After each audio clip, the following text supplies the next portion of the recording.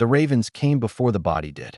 3 of them, black as the space between stars, erupting from the tree line above, the stony shore in a shrieking cascade that sent 2 of Thura's of Mir's scouts reaching for their swords before they registered. There was nothing to cut.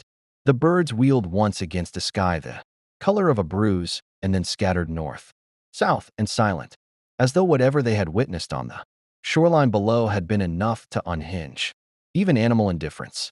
Beric Dondarrion reached the cliff's edge first. The Brotherhood, without banners, had been moving through this stretch of coastal nothing for 3 days, avoiding Lannister outriders working the coastal road and eating cold meals over smokeless fires. And the Lord of Lights resurrected champion had developed the particular vigilance of a man who had died 6 times and found the experience instructive. He looked down at the beach. The stranger was on his knees in the surf, one hand braced against the gray sand, the other gripping a circular object that caught the pale northern light in a way that no Westerosi steel quite managed, a mirror bright, disc-edged in something that wasn't silver and wasn't iron and wasn't anything Beric had a word for. The man's clothing was wrong in ways that accumulated into genuine strangeness. A dark undershirt of some woven material that clung to a frame that belonged on a statue rather than a human body. Trousers of an equally foreign cut. Worn boots that had seen real use. No cloak. No house colors. No sword. Thuras descended the path to the beach with the resigned trudge of a man who had stopped being surprised by the Lord of Lights interventions and simply filed them under theological obligation. He reached the stranger as the man pushed himself upright, and Thuras noted 3 things in rapid succession. First, the stranger stood a full head, taller than most men Thuras had known, and carried the height without effort or performance. Second, the stranger's eyes moved across the beach, the cliff, the Brotherhood's emerging silhouettes, with the calibrated sweep of a soldier assessing terrain. Third, the stranger did not reach for a weapon. Easy, the man said. His voice carried the strange, flat music of a tongue Thuras had never encountered. Not Braavosi, not High Valyrian, not the thick burr of the free cities. Clean consonants, open vowels, a cadence that suggested someone who had learned to project calm as deliberately as others learned to project threat. I'm not armed. I mean no one any harm. Thuras looked at the circular disc. That thing on your arm suggests otherwise. The stranger looked down at it as though he'd briefly forgotten it existed. It's a shield. Aye, said Thuras. That's what concerns me. The man's name, as they learned over a fire that night when the Brotherhood had decided he was neither Lannister spy nor particularly successful faceless man candidate, was Stephen Rogers. He gave it simply, the way men gave their names when they'd stopped needing titles to feel certain of themselves. He ate the food they offered without complaint, drank the water without asking what was in it, and answered questions with the measured precision of someone constructing an honest account rather than a convincing one. Where are you from? Beric asked. Brooklyn, Steve said. Then, reading the silence correctly, somewhere very far from here. I don't fully understand how I got here. The Lord of Light moves in patterns men mistake for chaos, Thuras said, with the resigned certainty of a man who'd given up expecting the Lord of Light to explain himself. Steve Rogers looked at the fire for a moment. I've dealt with forces that move people across great distances before, he said. The important thing right now is understanding where I am and what's happening here. What was happening, Thuras explained, was a war. What the Brotherhood without banners explained about the War of the 5 Kings. Over the following hour was a litany of betrayal, political murder, and civilian suffering. That Steve listened to with the particular stillness of a man organizing information, rather than reacting to it. He asked precise questions. Who held the capital? Who controlled the armies? Where were the civilians caught between them? That last question made Beric study him with the evaluating attention he usually reserved for men he was considering executing. Most lords don't ask about the small folk, he said. I'm not a lord, Steve said. They showed him the shield's effect on a fallen tree the next morning. Angwy the archer's suggestion, because Angwy had the irreverent curiosity of a man who trusted his bow and was therefore not particularly frightened of anything else.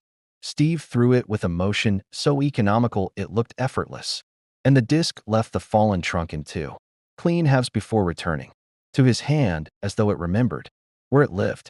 The Brotherhood was quiet for a moment. What is that made of? Angui asked. Vibranium, Steve said. It's a metal from my world. Absorbs kinetic energy. Thuras reached for his wineskin. Of course it does, he said, and drank. If you want to see more characters enter different universes, hit that subscribe button and drop the name of a character and the universe you'd want to see them in down in the comments below.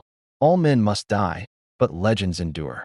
The Brotherhood traveled north and west over the following days, and Steve Rogers traveled with them, not because they'd invited him formally, or because he'd asked permission, but because the alternative was wandering a war-torn country alone, and Steve Rogers had not survived 70 years of various catastrophes by ignoring the tactical value of Allied intelligence. He helped with the camp work without being asked. He took watch shifts. He helped carry a wounded man named Harwin for 6 miles when the Brotherhood's horses were needed elsewhere, doing so with the unhurried steadiness of someone for whom 6 miles was a matter of mild inconvenience. The Brotherhood watched him the way Westerosi small folk watched things they couldn't categorize, not with fear exactly, but with the careful attention of people who'd learned that unusual things in unusual times generally meant someone was about to have a very bad season. What Steve was learning, in turn, was a world constructed along principles that his entire moral architecture had been built to oppose. The Brotherhood fed small folk with stolen Lannister grain, which Steve respected. They also hanged men for crimes tried in the open air by a resurrected lord whose authority derived entirely from a priest's theology and the practical fact that everyone with him had already died once and found it clarifying. Steve withheld his reservations because he understood the mechanism, extraordinary times, improvised justice, the alternatives being worse. But he filed them under questions to revisit when people have stopped starving. You fight like a man who was trained by someone very good, Barrack said. After watching Steve disarm 2 Brotherhood members simultaneously during what had been intended as a demonstration, he said it without rancor. The Brotherhood didn't have much ego left after 6 deaths between their commander and their priest. I had a good teacher, Steve said, and then I had a war. One war. Steve considered this with the expression of a man deciding how much honesty the moment warranted. Several, he said. It was Thuras who told him about Robb Stark, the young wolf, king in the north, the last legitimate resistance to Lannister rule in the field with real soldiers behind him. The Brotherhood occasionally fed intelligence to Stark outriders, less out of political loyalty than the pragmatic calculation that Lannister dominance was worse for the small folk they protected than Stark's success would be. He's a good man? Steve asked. He's a good king, Thuras said. Different thing in Westeros. What's the difference? Thuras was quiet for a long moment, looking at the fire with the contemplative expression of a man who had spent years trying to reconcile what he believed with what he'd witnessed. A good man keeps his word, he said finally. A good king keeps other people alive long enough to break theirs. Steve didn't say anything to that, but the Brotherhood noticed that the line sat with him differently than the usual. Commentary sat with men passing through, not like a truth being filed away, but like a challenge being examined from multiple angles, the way a soldier examines a fortification he intends to breach. 3 days later, riding north on a horse that seemed quietly uncertain about its passenger, Steve Rogers saw his first Stark banner, gray direwolf on white field, snapping in a wind that smelled of pine and coming cold, hanging above a column of northern riders moving through the October gray countryside with the bleak efficiency of men who had been at war long enough to have lost the romanticism about it. The outriders stopped them. The questions were brief and professionally suspicious. The Brotherhood's names carried enough weight to get them an escort rather than arrow fire, and the escort brought them to a camp on a hill above a wide river where Robb Stark, king in the north, was reviewing maps with his lords in a command tent lit by pine torch fire. He was younger than Steve had expected. That was the first thing. 20 years old, perhaps, with his father's gravity already settling into features that hadn't quite finished deciding what they were. He looked up from the maps as they entered, and his eyes moved to Steve with the direct, measuring attention of a young commander who had learned to read men quickly because the cost of misreading them was measured in northern lives. Lord Barrick, Robb said, your raven said you'd found something unusual on the stony shore. Aye, Barrick said. He gestured at Steve. Something unusual found us. Robb studied Steve Rogers for a long, careful moment. The circled shield, the impossible frame, the eyes that looked back without deference, and without aggression, just the straightforward attention of a man, accustomed to meeting other capable men and taking their measure honestly. You're not from Westeros, Robb said. Not a question. No, Steve said. Where then? Somewhere you've never heard of? Steve paused. Your Grace. The title landed correctly. Respectful but not servile. The acknowledgement of legitimate authority rather than the performance of submission. Robb Stark registered the distinction. He was, despite his age, a Ned Stark's son, which meant he had been raised to understand that genuine respect and performed deference were not the same thing, and that only one of them was worth having. Sit, Robb said, and gestured to the map table. Tell me what you know about what's moving through my kingdom. Outside the tent, the wind moved.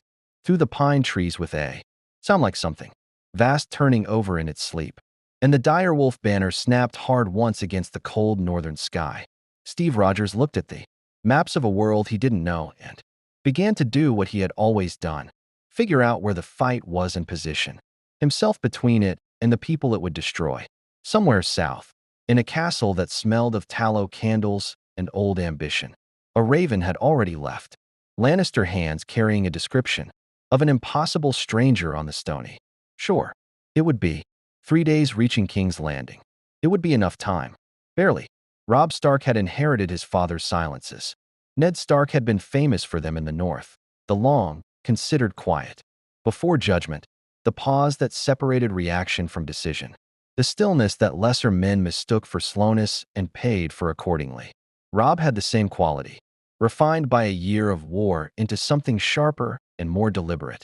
The silence of a young man who had learned that speaking too quickly in a room full of lords was how you lost. The room before, you'd finished your sentence. He was silent now for nearly a full minute after Steve Rogers finished his account. The account had been precise. Steve had laid it out the way he'd learned to brief commanding officers. Chronologically, without editorializing, with the relevant details flagged and the irrelevant ones excluded. The artifact activation, the transit, the shore, the brotherhood. He did not speculate about mechanism or permanence. He stated what he knew, acknowledged what he didn't, and waited. Around the map table, Robb's lords were less disciplined about their reactions. Ser Ricard Karstark's expression had moved through skepticism to hostility and settled at the specific contempt of a man who had decided the stranger was a liar. Before the stranger had finished speaking, Lord Roose Bolton stood apart from the group with his pale, flat eyes resting on Steve with an expression that wasn't skepticism or hostility, it was calculation, the quiet arithmetic of a man converting every new piece of information into personal advantage before it had finished being delivered. Catelyn Stark, seated to Robb's right, watched Steve with the careful attention of a woman who had spent a year watching men lie to her son and had developed an acute sensitivity to the texture of deception. The Blackfish, Ser Brynden Tully, Catelyn's uncle, a soldier's soldier with a lifetime of measured judgment behind his eyes, had not moved or changed expression once during the entire account. He simply listened, the way experienced commanders listen, storing information without reacting to it. You're telling my son, Catelyn said, her voice even, that you arrived here from another world entirely. Through a weapon. Through an artifact that functioned like a weapon, Steve said. The distinction matters because it means I don't fully understand the mechanism, which means I can't tell you how permanent this is or whether it can be reversed. And this shield, Roose Bolton said softly. He had a voice like water moving under ice, smooth, measured, faintly cold. Vibranium, you called it. Yes. No such metal exists in the known world. No, Steve agreed. It doesn't. Bolton looked at the shield with the expression of a man pricing something at auction. Steve noted the look and filed it. Robb spoke. My father always said that when something seems impossible, you Should ask what it would mean if it were true before you decide it isn't. He paused. Lord Barrick, you've seen this man fight. I, Barrick said. I've seen knights, Sel's words, and things that were neither. He's something else. Something else in what direction? The direction of considerably better. Rob was quiet again. Then, demonstrate. It wasn't a request for a performance. Steve understood that immediately. It was a commander asking for genuine intelligence, for something measurable. He stood, and Karstark's hand moved to his sword without Karstark apparently noticing he'd done it, which told Steve everything he needed to know about Karstark's fear responses. I'd rather not hurt anyone in the demonstration, Steve said. Unless that's part of the test. It isn't, Rob said. Ser Kyle. Your sword. Ser Kyle Condon, a northern knight of middling experience and considerable confusion about the evening's developments, drew his sword and handed it hilt first to Steve, who took it, weighed it briefly, found it well-balanced and primitive, and handed it back. I'll use the shield, Steve said. Pick your 3 best. What followed lasted approximately 90 seconds. The Blackfish timed it without meaning to, counting his own heartbeats, because the Blackfish had been measuring combat his entire adult life and couldn't stop the habit. 3 of Rob's better fighters, Ser Kyle, a Karstark cousin named Alice's husband whose name Steve didn't catch, and a Mormont man called Daisy who moved with the economic confidence of someone raised to fight before she was raised to anything else, came at him with varying degrees of coordination and were redirected, disarmed, and deposited on the ground with a consistency that made the whole operation look less like combat and more like a politely emphatic lesson in applied geometry. Daisy Mormont got back to her feet and looked at Steve with the frank assessment of a Mormont woman evaluating something worth evaluating. Again, she said. Maybe later, Steve said. He wasn't winded. He wasn't even particularly flushed. The command tent was quiet. Gods, said Thuras of Myr, who had already seen it twice and still found it instructive. Robb Stark leaned back in his chair with the expression of a man who has just had his conception of what was possible professionally revised. He looked at Steve for a long moment, then at his mother, then back at Steve. The Blackfish had produced a cup of wine from somewhere and was drinking it with the contemplative air of a man updating his priors. What do you want? Robb asked. It was the right question, the Ned Stark question, direct and stripped of political framing. Right now, Steve said, information. I need to understand this war well enough to understand where the harm is and where I can be useful. And after that, Steve was honest, because he was always honest, and because he had a soldier's instinct for recognizing when honesty was also the tactically correct choice. I don't know yet. That depends on what I find. Karstark made a sound that wasn't quite a laugh. A man who doesn't know which lord he serves. I serve people, Steve said, not lords. The distinction landed badly with Karstark, as Steve had expected, and well with Catelyn Stark, which he had also expected, and produced a particular stillness in Roose Bolton that Steve added to his file on the man. Bolton's reactions to things. That should produce strong. Reactions were themselves a form of data. The absence of response where response was natural was the tell of someone whose internal calculations were running on a different set of values than the ones on public display. Catelyn Stark spoke quietly to her son for a moment. Robb listened, nodded once, and turned back. You'll ride with us, Robb said. Not as a sworn sword. I won't ask an oath from a man in circumstances like yours. And I won't have it said I pressed foreign men into service under duress. You ride as a guest, which means guest right applies. A pause. Do you know what guest right means here? The Brotherhood explained it, Steve said. A host cannot harm a guest who's eaten their bread and salt. It's sacred. Something moved behind Robb's eyes at the word sacred. A flicker of something that might have been relief or might have been grief. Ah, he said. It is. It was Catelyn who sat with Steve that evening. Outside the main tent where the fire was lower and the lords had retreated to their own accommodations. She brought wine and poured for him with the practiced ease of a woman who had hosted hundreds of men and knew that the real conversations happened after the formal ones ended. My husband would have liked you, she said after a while. Not as flattery, as an honest observation, delivered with the particular sadness of a woman whose measure of men had been permanently calibrated by one she'd lost. From what I've heard of him, Steve said, I would have liked him. He was the most honorable man I've ever known, Caitlin said. And Westeros killed him for it. She looked at Steve directly.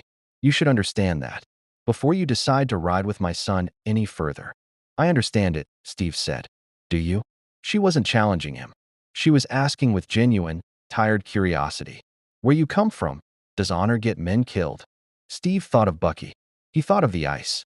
He thought of every decision he'd made in his life that had been the right decision and the costly one, simultaneously, and the long series of mornings. After each of those decisions, when he'd gotten up anyway and kept moving. Yes, he said, it does. Caitlin Stark looked at him for a long moment, then back at the fire. Then you understand. More than most men who've ridden under my son's banner, she said quietly. They sat in silence for a while. A grieving noblewoman and a displaced soldier, watching a fire burn down to coals in the autumn dark of a world that neither of them had entirely chosen. In Robb's tent, the Blackfish was telling his nephew that the stranger was either exactly what he appeared to be or the most sophisticated intelligence operation in the history of Westerosi warfare, and that either way they should probably keep him close, because the things that could be weapons were always better held than faced. 300 miles south, in his chambers in the Red Keep, Tyrion Lannister was reading a Raven's report about a man with a mirrored shield on the stony shore and making the expression he made when the world had decided to stop being predictable in entertaining ways and had started being unpredictable in the ways that actually mattered. He poured himself wine and read the report again. Then he sent for Bronn, because some conversations required a man present who was comfortable with the proposition that the answer to most interesting problems was sharp and fast and didn't ask too many questions about philosophy. And then, because he was Tyrion Lannister and the habit was constitutional, he poured another cup and started thinking about what a man like the one described in that report would mean for the war, and, more specifically, what it would mean if Cersei found him first. The answer to that question was not a pleasant one. He drank to it anyway. King's Landing smelled like ambition and rot. Steve had been in cities before. New York in the 30s, London during the Blitz. The sprawling, modern metropires of a future he still sometimes struggled to accept as his own. But there was a particular quality to King's Landing's smell that none of those places had managed. It was the smell of too many people pressed against too little space beneath too much power. The organic consequence of a city that had grown around a throne rather than around a need, where the drains ran with the mingled waste of a million souls, and the smoke from the Red Keep's towers drifted down over the slums of Flea Bottom like a reminder of who owned the air. He'd come south not because Robb had sent him, but because Robb had agreed. After 2 days of Caitlyn's measured counsel and the Blackfish's pragmatic assessment that a man who could walk into King's Landing without house colors and without a Westerosi face worth recognizing was a form of intelligence asset the Northern cause desperately needed, that there was value in knowing what the capital knew. Steve had agreed with the reasoning while privately carrying a secondary agenda that he hadn't fully disclosed to the Stark command. He needed to understand this city's machinery from the inside before he could assess where it was breaking people and where those breaks could be addressed. Tyrion Lannister had, through channels that Steve was still reconstructing, arranged the introduction.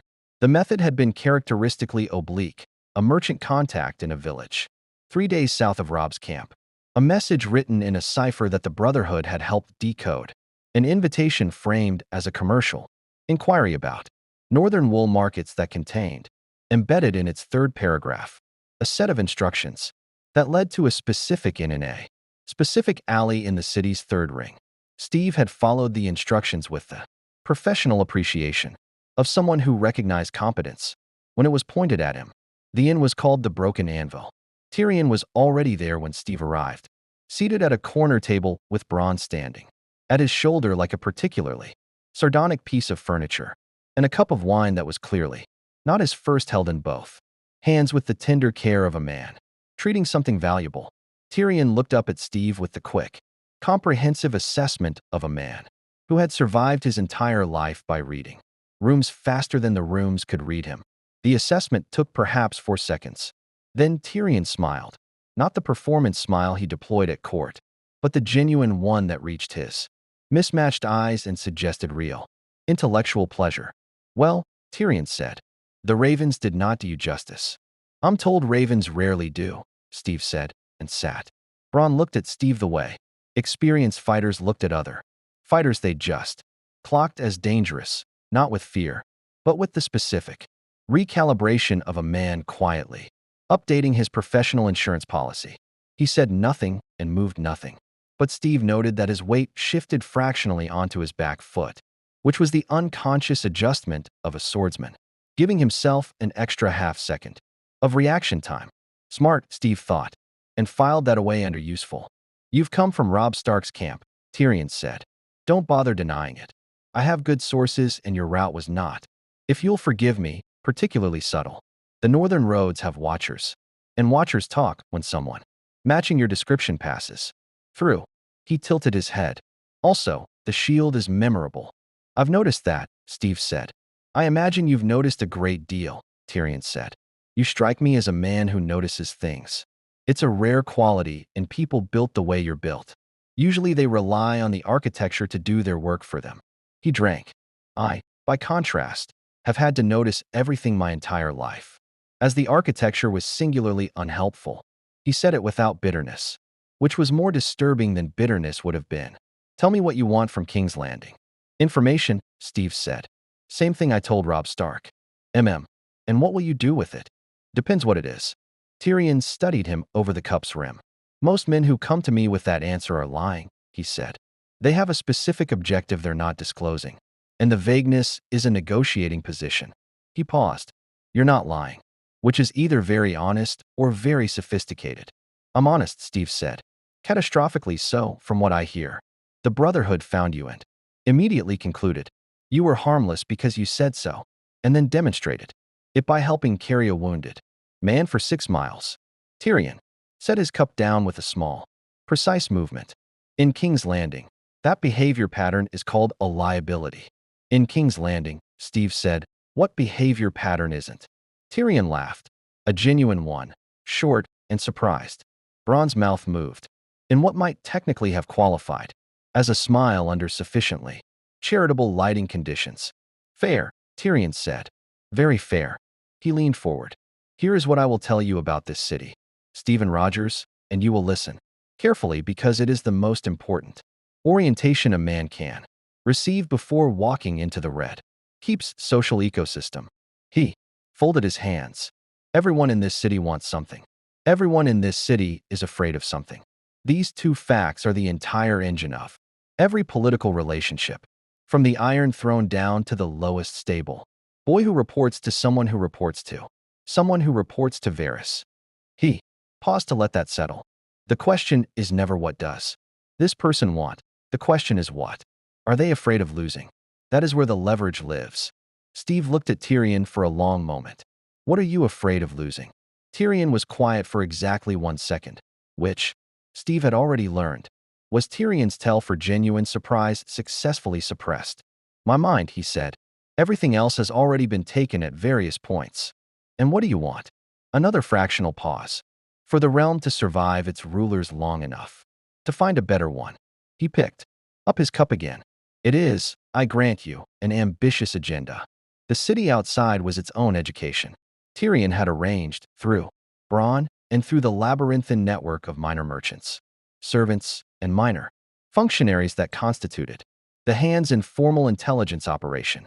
A 2-day passage through King's Landing's various strata.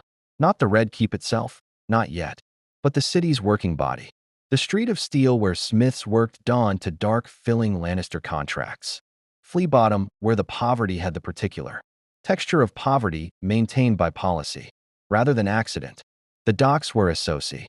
Ships unloaded in the shadow of the city's walls and the sailors. Gossip carried news from 3 continents. What Steve saw confirmed what the Brotherhood had described, an added detail that made the description worse. The city was feeding a war from the bottom up, the small folk bearing the taxation, the conscription, the simple grinding weight of being, the base of a pyramid whose upper levels were engaged in an elaborate dispute about who got to stand at the top. Children working the docks at ages that would have been criminal in any of Steve's worlds. Flea Bottom's residents eating something the locals called bowl of brown that Steve didn't investigate too closely because some intelligence gathering had diminishing returns. This is what they're fighting over, Steve said to Bronn on the second evening, watching a Lannister patrol move through a market district with the casual, proprietary authority of men who owned everything in their eyeline. This is what they're always fighting over, Bronn said, with the comprehensive cynicism of a man raised in the exact poverty on display. Doesn't mean they care about it. Means they want to be the one deciding who does and doesn't eat. Does that bother you? Bronn looked at Steve with the expression of a man being asked if water bothered him because it was wet.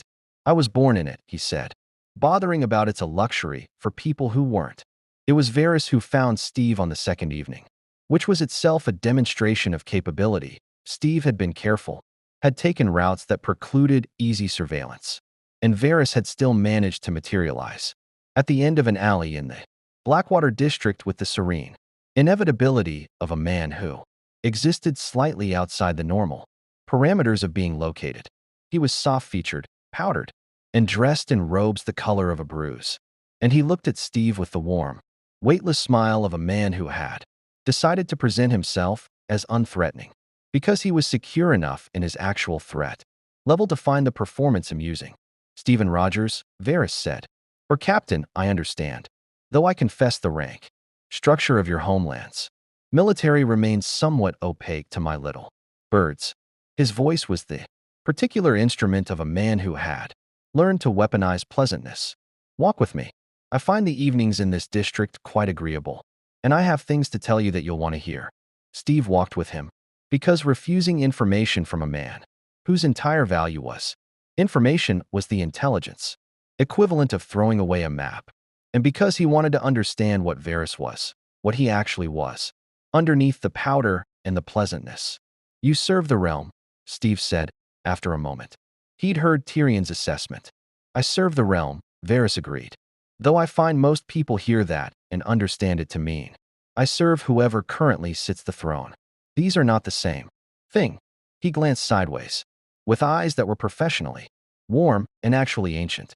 Power resides where men believe it resides.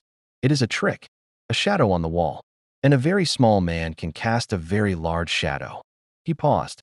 You, I think, understand this better than most large men. What do you want from me? Steve asked. At this particular moment? Nothing. Varys smiled.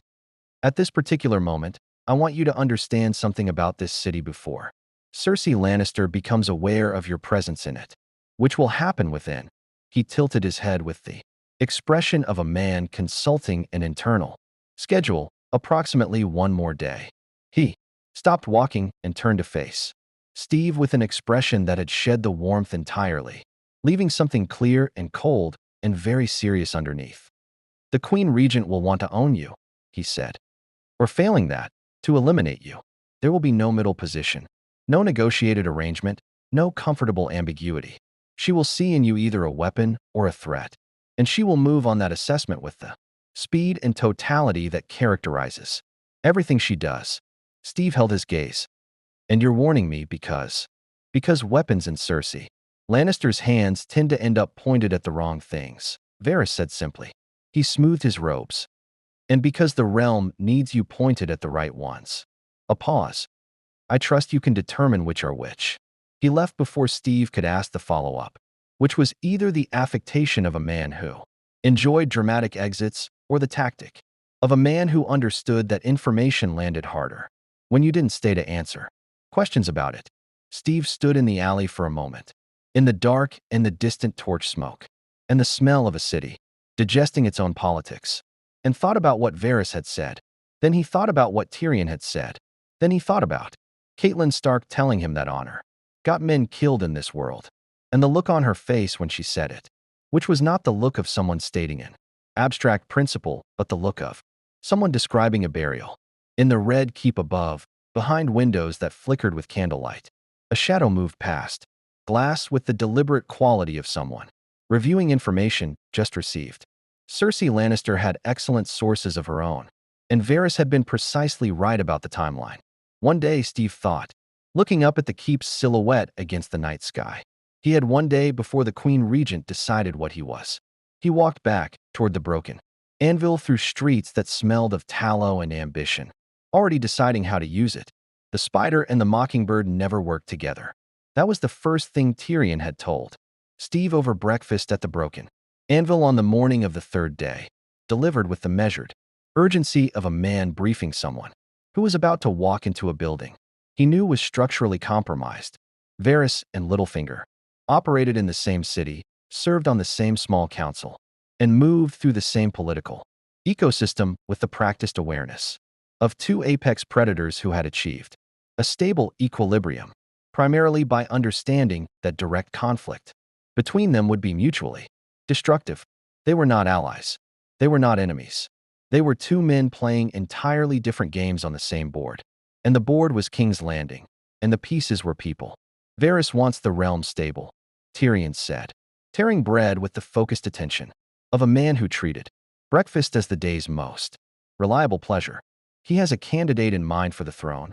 I have suspicions about who, but suspicions aren't knowledge, which is the most infuriating condition a naturally curious man can occupy. He ate.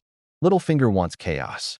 Specifically, he wants the kind of chaos that creates vacuums. Because vacuums are where Petyr Baelish has historically done his best work. He started this war, in a meaningful sense. Not with a sword, with a lie. At precisely the right moment. To precisely the right person. What lie? Steve asked. He told Catelyn Stark that the dagger used in an attempt on her son Bran's life belonged to Tyrion Lannister. Tyrion said it flatly, without drama. The way people stated facts they'd had time to fully digest into bitterness. It didn't. It was Littlefinger's own dagger, lost in a bet. The lie ignited the Stark-Lannister conflict that became the War of Five Kings. He drank his wine. Thousands of people are dead because Petyr Baelish wanted to see what would happen if he dropped a torch into a room full of old resentments. Steve was quiet for a moment, and he's still on the small council. He was master of coin, Tyrion said. He recently departed for the Vale to pursue a marriage prospect that is almost certainly a geopolitical chess move, rather than a romantic one. But his influence remains in King's Landing like damp in old stone. You stop noticing it until it's rotted something structural. He paused. He will have heard about you. Littlefinger hears about everything. When he moves, it will be through an intermediary you won't immediately identify as his, offering something that seems entirely reasonable until you've already taken it. The warning proved accurate before the morning was finished. The intermediary was a woman named Lara, a Lysine silk merchant with excellent common tongue and the particular social fluency of someone who had learned to be invisible in rooms full of powerful men by being decorative rather than threatening. She found Steve at the docks where he was watching an SOC trading vessel unload, and she approached with the casual confidence of someone who had rehearsed the approach sufficiently to make it look unrehearsed. The offer was elegant in its construction. Littlefinger, unnamed throughout. Lara, referring only to a man of considerable resource and goodwill, was prepared to provide Steve with a complete briefing on the political situation in Westeros. Full access to the network of informants that covered every major castle and city in the Seven Kingdoms, and a letter of safe conduct that would allow him to travel anywhere in the realm without interference from Lannister forces.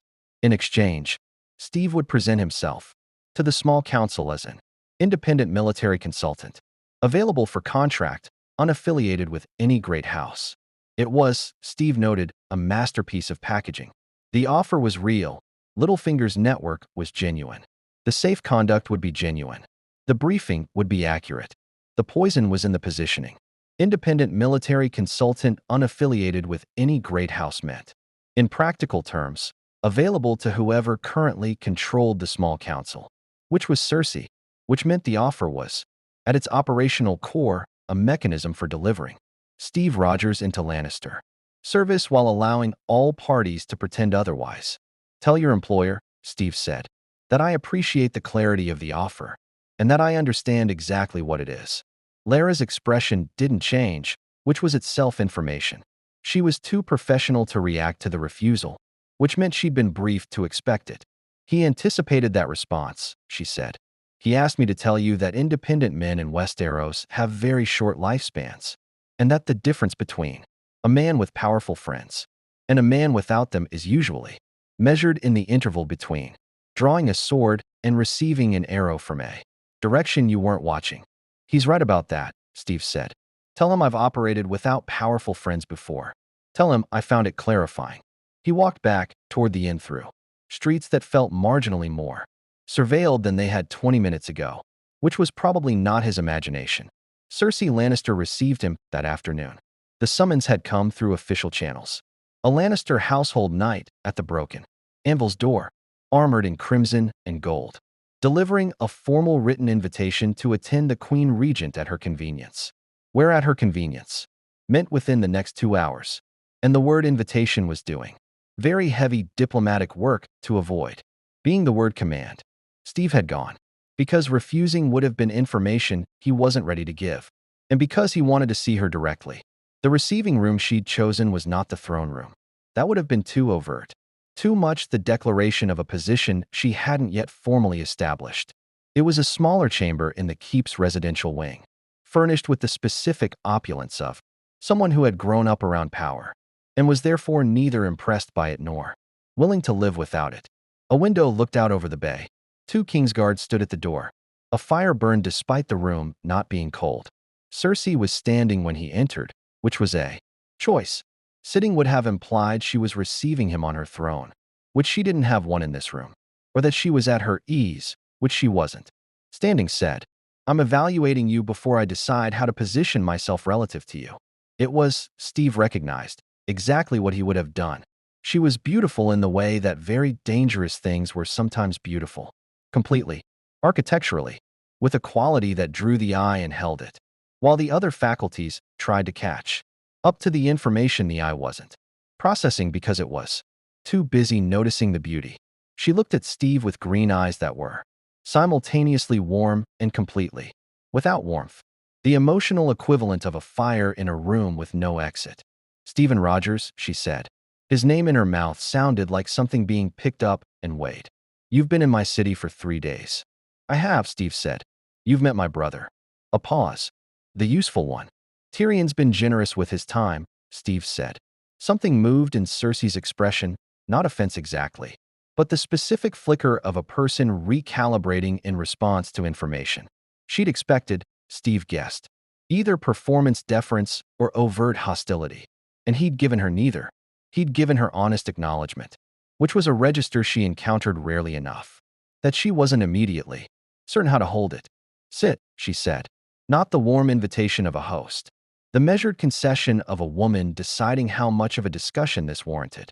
They sat across from each other, with a low table between them carrying wine and dried fruit that neither of them touched, and Cersei studied him with the comprehensive attention of a woman who had made a science of reading men's weaknesses, because men's weaknesses had always been her primary currency.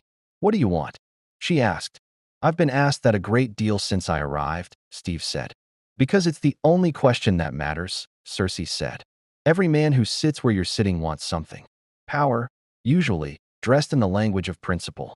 Safety, sometimes, dressed in the language of neutrality. She tilted her head slightly. You don't look like a man who wants safety. I want to understand what's happening here, Steve said, and where I can help. Help, Cersei repeated. The word clearly tasted strange to her, coming from a stranger with no house and no allegiance. Help whom? People who are being hurt by this war, Steve said.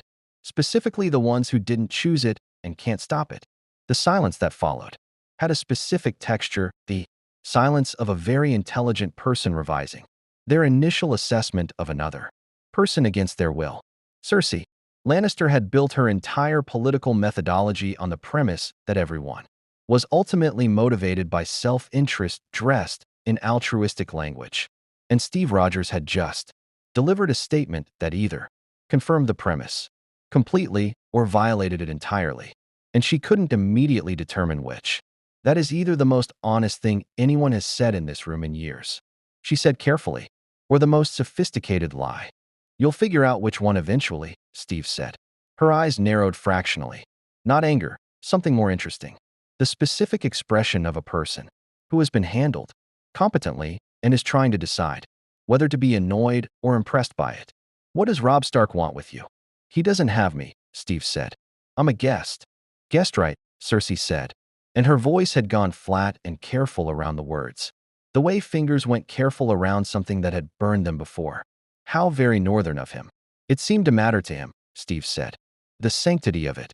Something happened in Cersei's face then, brief, controlled, and entirely involuntary. The emotional equivalent of a structural crack visible for a single second before the architecture closed around it.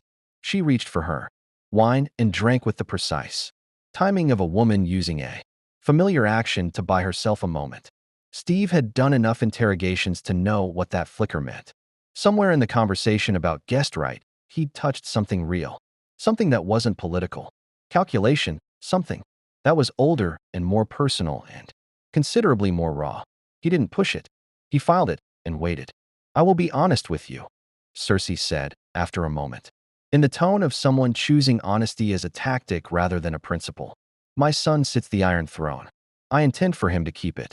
Any man in this city who is not actively supporting that objective is, by definition, a variable I need to account for. She met his eyes directly.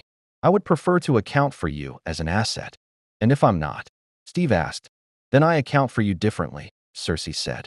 Simply, without drama, without threat performance. Just the flat statement of a woman describing operational reality. Steve stood. Then I suppose we both know where we are, he said. He inclined his head with the genuine respect of a soldier acknowledging a capable opponent, which was different from deference, and she knew it. Thank you for your time, Your Grace.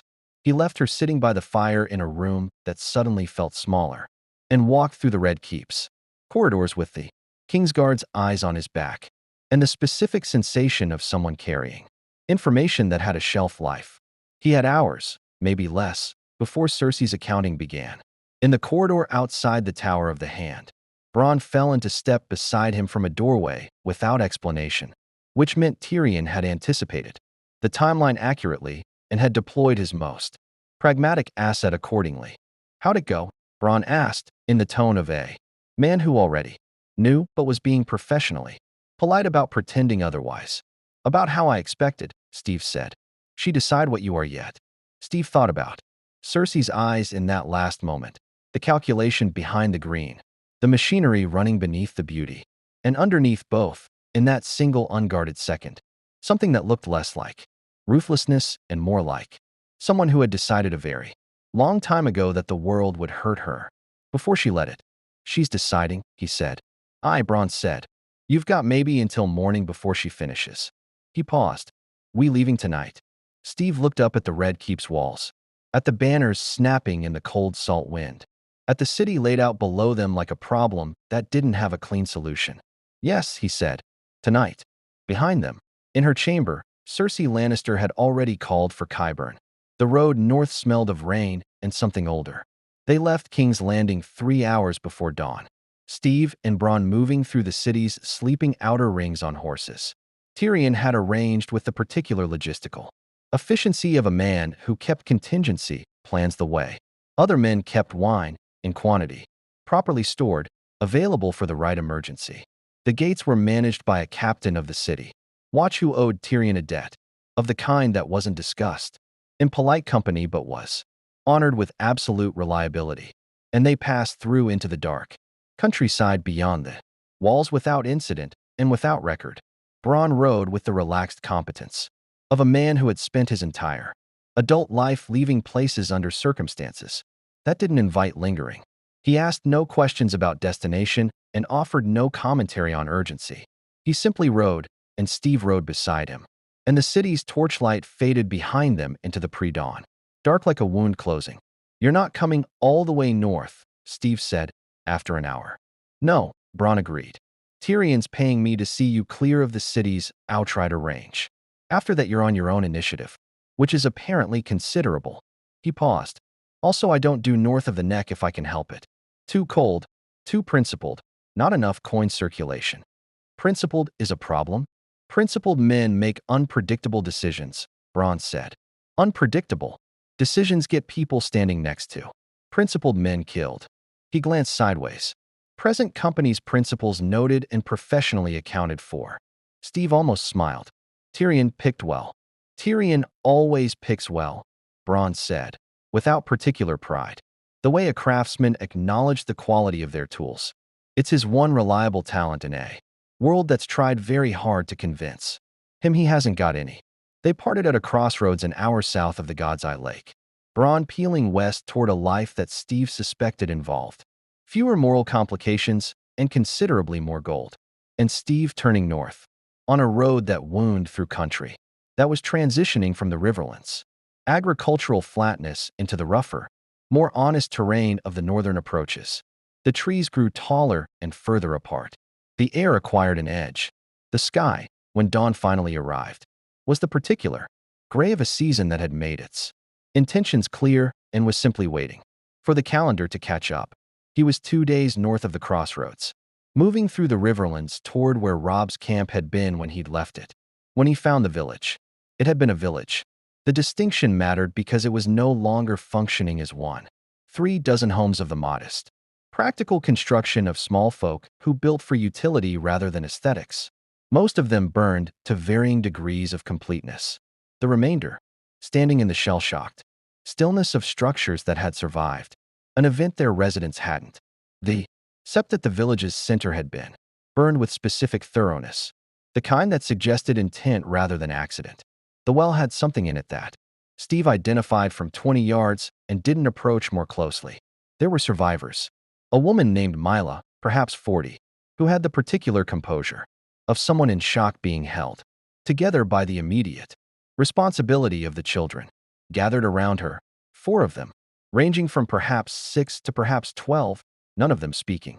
2 men, both older, one with a wound on his forearm that had been roughly bandaged, with cloth that needed changing. A girl of perhaps 15 sitting alone against the remains of a wall, with her arms around her knees and her eyes fixed on a specific point in the middle distance that had nothing in it. Lannister soldiers? Steve asked Mila quietly, not because he needed to ask, but because she needed to be asked. Some had lion sigils, she said. Some had none. Her voice had the flat texture of a woman who had run out of the emotional register that matched her circumstances and was operating on the register below it.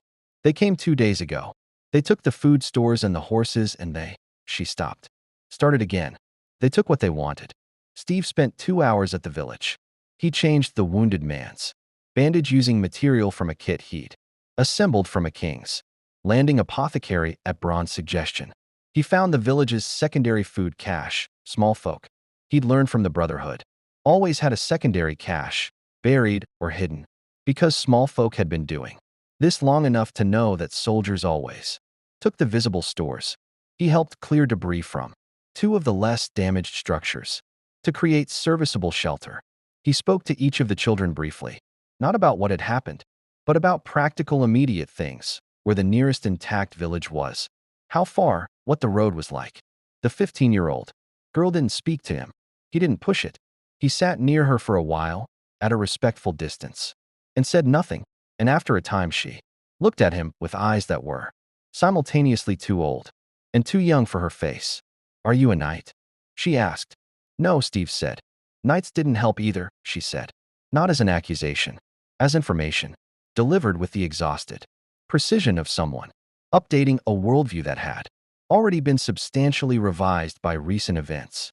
He thought about saying something about that, about good men and bad men and the fact that a title didn't make someone either. He looked at her face and decided that what she needed wasn't a lesson about the complexity of human character. What she needed was someone to sit near her and not leave.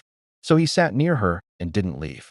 He was back on the road by afternoon, moving faster, the villages image sitting in his chest, with the specific weight of things that couldn't be fixed by punching them.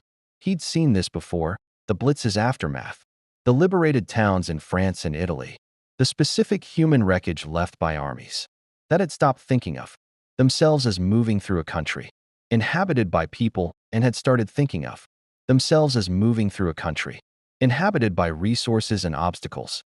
The mechanism was always the same. The scale changed. The mechanism didn't. Rob's camp had moved northeast, tracking a Lannister force reported near the twins. Steve found it on the third day, following a trail of recent hoofprints and Stark outrider positions that were only partially camouflaged, which told him something about the camp's current operational stress. Careful concealment required time and attention, and something was consuming both. The Blackfish met him at the camp's perimeter with the expression of a man who had filed Steve's return under welcome but requiring immediate briefing and was already moving to deliver the briefing before the pleasantries finished. "You need to hear this now," the Blackfish said. The intelligence was 3 days old, gathered from a Fry servant who had reached a Stark outrider on the Western Road with information. He decided, for reasons of his own conscience or his own survival calculations, to deliver Lord Walder Fry, whose bridge at the twins controlled the only viable crossing of the Green Fork for an army Rob's size, had been in correspondence with Tywin Lannister. The correspondence, as reconstructed from the servant's fragmentary account, concerned terms. Specifically, the terms under which House Fry would convert its nominal support for the Stark cause into active support for the Lannister one. The mechanism under discussion was an event, a gathering at the twins, framed as a reconciliation feast after Rob's broken betrothal promise, at which the Stark leadership would be present under the assumption of guest right. The Blackfish said the words guest right the way a soldier said the name of a fortification he'd watched fall. "He's going to violate it," Steve said. "Not a question. He's going to try," the Blackfish said. "The servant's account is incomplete. We don't have dates. We don't have the full guest list. We don't know Tywin's exact commitment to Fry for the deed." He paused, "But the shape of it is clear enough." Steve stood with the intelligence and felt it reorganize everything he'd been building in his mind since the Brotherhood had found him on the shore. The political machinery of this war, which he'd been learning to read like a foreign language, the houses, the alliances, the debts and betrayals, running through every relationship, like cracks in old stone, suddenly resolved into a single image. Not a war, a trap. The whole thing was a trap built over months, designed around the specific vulnerability of a young king who believed in honor in a world that had decided honor was the most reliable bait available. "Does Rob know?" Steve asked. "I'm telling Rob next," the Blackfish said. "I wanted you to hear it first." "Why?" The Blackfish looked at Steve with the direct assessment he'd been applying since the night at the command tent. The look of a man who had spent 50 years evaluating what people were made of and had arrived at a provisional conclusion about this particular person. "Because you're going to have an idea," he said. "And I want to know what it is before Rob's lords fill the room with their own." Steve was quiet for a moment. The camp sounds moved around him, horses shifting, fire smoke drifting through the pine smell, a raven calling somewhere in the tree line with the flat, mechanical repetition of a bird that had something to report and no one was listening. "The invitation to the twins," Steve said. "Has it been received yet?" "It will come within the week," the Blackfish said. Phrase timing is deliberate, close enough to the military situation that refusing risks the crossing far enough out to seem like genuine reconciliation. "So we have a week to decide how to respond to an invitation we're not supposed to know is poisoned," Steve said, "and the response can't reveal that we know. Because if Fry discovers the intelligence was compromised, he accelerates the timeline or changes the method." The Blackfish was very still. "Aye," he said. "That's the problem exactly." Steve thought about the village, about the 15-year-old girl with the 2 old eyes, about Catelyn Stark telling him that honor got men killed in this world, and the look on her face that wasn't an abstract principle but a burial. He thought about what it meant to know a trap was coming and walk toward it anyway versus what it meant to know a trap was coming and do something about it. In his world, in another life, there had been a principle that he'd come back to again and again when the options narrowed to nothing comfortable. You didn't stop a fire by standing outside it and explaining why fire was wrong. You went in. "I need to talk to Rob," Steve said. "Aye," the Blackfish said. Now, the command tent was lit by 2 pine torches when they entered, and Rob was at the map table with Catelyn at his right and 3 of his lords arranged in the specific formation of men who had been in the middle of a Disagreement when the interruption arrived. He looked up, registered Steve's expression, and did the thing Steve had come to recognize as his defining characteristic. As a commander, he cleared the room of everything, except the immediate problem. "What is it?" Rob said. The Blackfish laid the intelligence on the table. The tent was quiet for a long time after. The pine torches moved in a draft from the tent's entrance, sending shadows, shifting across the maps in ways that made the lines of the riverlands look momentarily like something cracking. Caitlin's face had gone very still, very controlled. The composure of a woman who had learned to contain catastrophic information until she'd decided what to do with it. But her hands, flat on the map table's edge, were white at the knuckles. She had known, Steve realized. Not this, not the specific intelligence, but the shape of it. She had known the shape of it because she was a woman who had spent a year watching her sons were being slowly undone by the gap between the honor it was fought with and the ruthlessness it was fought against. And somewhere in the exhausted vigilance of that watching, she had felt this coming the way you felt a change in weather. Not the specific storm, but the pressure shift that preceded it. "The phrase," Rob said. His voice was very controlled. "Walder Fry." "Yes," the Blackfish said. Outside the tent, the wind moved through the pine trees with the sound of something turning over in its sleep. And somewhere in the dark beyond the camp's perimeter, a raven called once and went silent, as though it had said what it came to say and found no one sufficiently prepared for the answer. Steve looked at the map, at the twins, at the crossing, at the lines of an army that had been fighting honorably in a war that was being decided by people who had never intended to fight honorably at all. He looked at Robb Stark's face, young and controlled, and carrying a weight that was going to break something if it didn't find a different architecture to rest on. "I have an idea," Steve said. The idea was not a comfortable one. Steve laid it out at the map table with the precise economy of a man who had learned that complicated plans failed at the complications, and that the difference between a plan that worked and a plan that didn't was usually the difference between what you were willing to do and what you wished you only had to do. He laid it out, and the room listened, and when he finished, the room was quiet in the specific way of people processing something that solved a problem and created a different one simultaneously. The core was simple.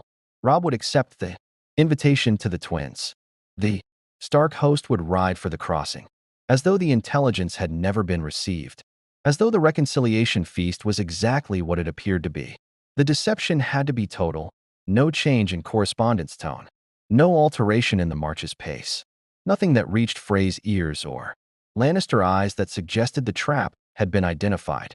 The difference was what would happen inside the twins.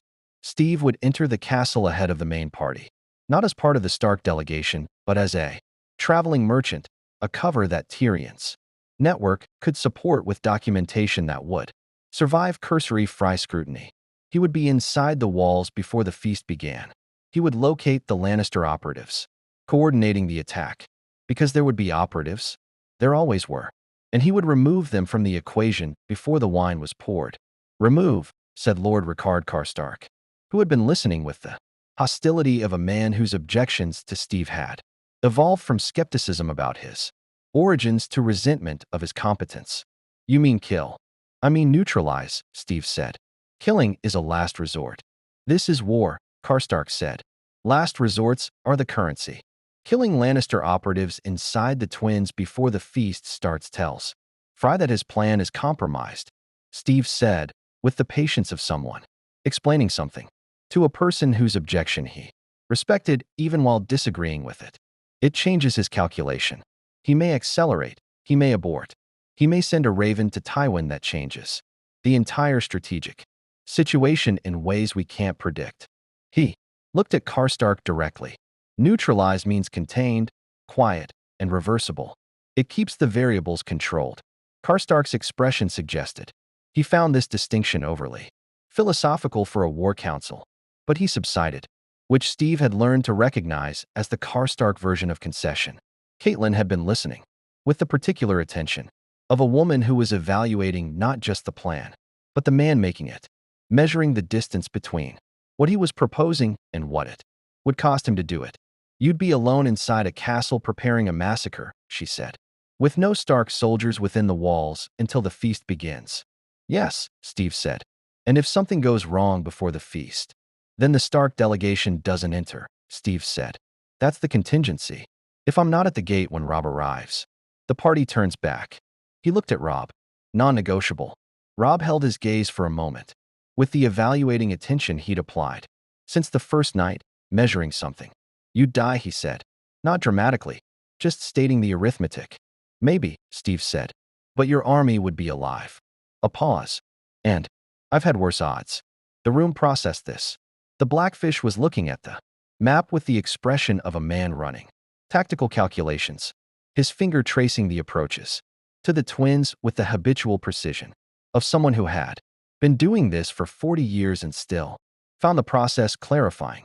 Caitlyn's hands had relaxed slightly on the table's edge, which Steve read as the unconscious physical response of a woman whose body had registered the plans. Logic before her mind had finished arguing with its cost.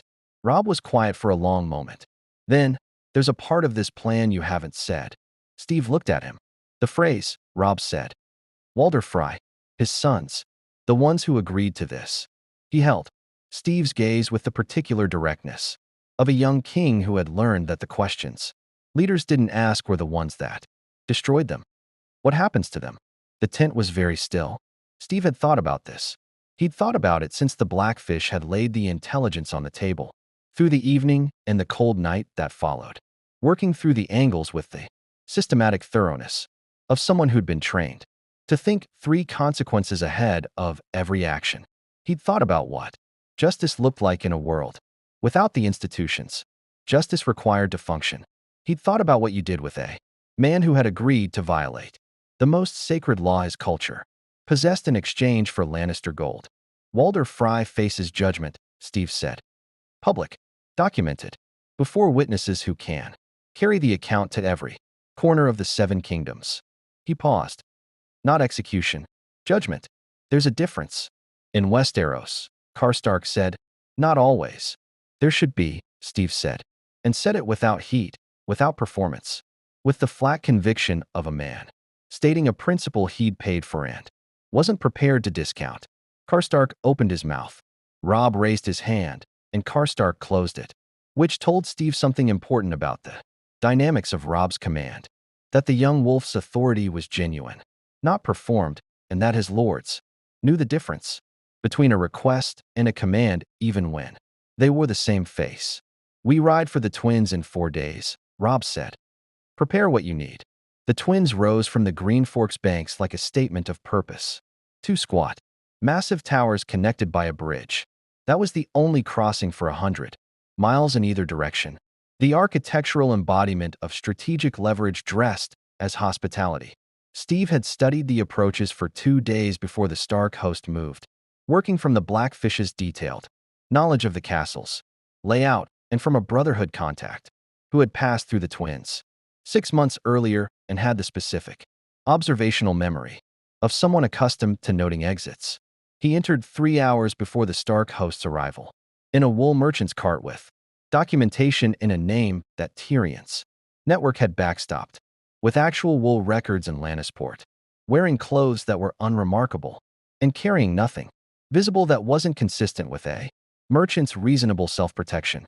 The shield was wrapped in oilcloth in the cart's bed, buried under bales of gray wool, because there were things you couldn't explain away with documentation, and a wool merchant with a mirror bright disc on his arm was one of them. The Frey guards at the gate were thorough in the way of men following a specific protocol rather than men exercising genuine judgment, which meant they checked the card against a list, asked the scripted questions, and waved him through when the answers satisfied the protocol. Steve noted their positions, their sight lines, their relief rotation, information filed with the automatic efficiency of someone whose training had made observation a reflex rather than a conscious choice. Inside the twins, the feast preparations were in full operation. The Great Hall was being laid for a celebration of calculated generosity, enough food and wine to signal good faith, enough grandeur to suggest the reconciliation was genuine. Frey's servants moved through the space with the focused urgency of people on a deadline, and the deadline they were on Steve understood, was not the feast beginning but something that would happen during it. He found the first Lannister operative within an hour. The man was not obviously a soldier. He was dressed as a steward, moving through the castle's service corridors with the purposeful invisibility of someone who had spent time learning to belong in spaces he didn't actually belong in.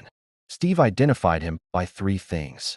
The calluses on his hands were wrong for a steward's work. He was mapping the hall's exits in a pattern that served no serving function.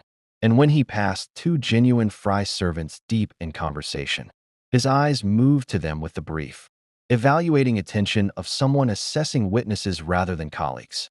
Steve followed him to a storage room in the castle's eastern wing where two other men were waiting, all three of them carrying the same configuration of hidden steel that Steve had learned to read as the Westerosi equivalent of a concealed weapon profile.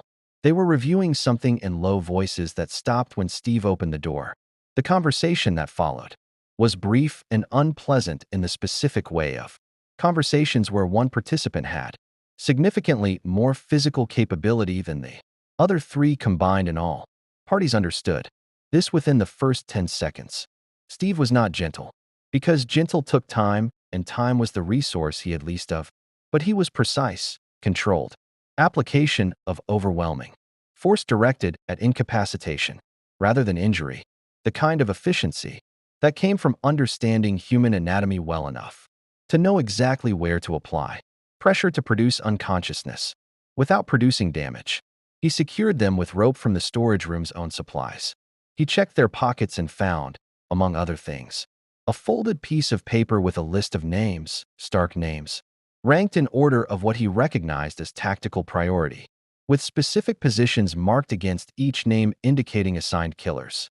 He looked at the list for a long moment, at the cold, bureaucratic thoroughness of it, at the specific effort someone had made to ensure that the night of betrayal would be comprehensive rather than approximate. He put the list in his own pocket and went to find the others. There were 7 in total. The process took 90 minutes, moving through the castle's service spaces with the methodical patience of someone clearing a building room by room. And at the end of it, Steve stood in a corridor near the Great Hall with 7 Lannister operatives, secured in 3 separate locations, and a list of names that documented a conspiracy, sufficiently detailed to constitute evidence in any court that had the integrity to receive it. He retrieved the shield from the cart, unwrapping it in the storage space with the specific relief of a soldier recovering a piece of equipment he'd been operating without, the vibranium's weight settling onto his arm with the uncomplicated comfort of something that fit correctly. Robb Stark's banner appeared at the twins' approach road at precisely the time agreed. Steve was at the gate. The feast that followed was, by any external measure, exactly what it appeared to be, a reconciliation, tense around the edges but proceeding through the ceremonial mechanics of cups raised and bread broken, and the specific theater of noble houses performing the repair of political relationships for an audience of their own retainers. Walder Frey sat at the high table, with the calculating bonhomie of a man, performing generosity while waiting for a signal that was not going to come, his eyes moving periodically toward the service corridors with a frequency that increased as the feast progressed and the signal continued not arriving. Steve sat at a lower table and watched Walder Frey's face across the length of the hall, watching the calculation. Behind the old man's eyes shift from anticipation to confusion, to the first tremors of something that wasn't quite fear yet, but was its immediate precursor, the specific unease of a man who has laid a trap and is beginning to suspect that something has found the trap before it was meant to be found. It was Robb who stood when the moment was right, not with a sword, with the list. He read it aloud in the hall's torchlit silence, in the clear, carrying voice of a young king who had inherited his father's gravity and his mother's precision. And the names on the list were heard by every Frey retainer and Stark soldier in the room, and the silence that followed had the specific weight of information that couldn't be unheard, reshaping every relationship in the room. Simultaneously, Walder Frey's face, across the hall, moved through 6 expressions in 4 seconds. Steve watched all of them. The men who were to carry this out, Robb said, when he finished reading, "are currently secured in your own castle's eastern wing. My lord." He folded the list with the precise care of someone handling evidence. "I suggest we discuss what comes next." What came next was not comfortable. Walder Frye was old, and cornered, and calculating, and the specific combination of those three qualities produced a form of negotiation that had sharp edges on every surface. He did not confess. He deflected, minimized, attributed the operatives to Lannister pressure he had been powerless to refuse, constructed an account of victimhood that required everyone present to set aside both the list and the basic coherence of his story. Steve sat at the lower table and let Robb handle it, because it was Robb's kingdom and Robb's judgment that mattered here.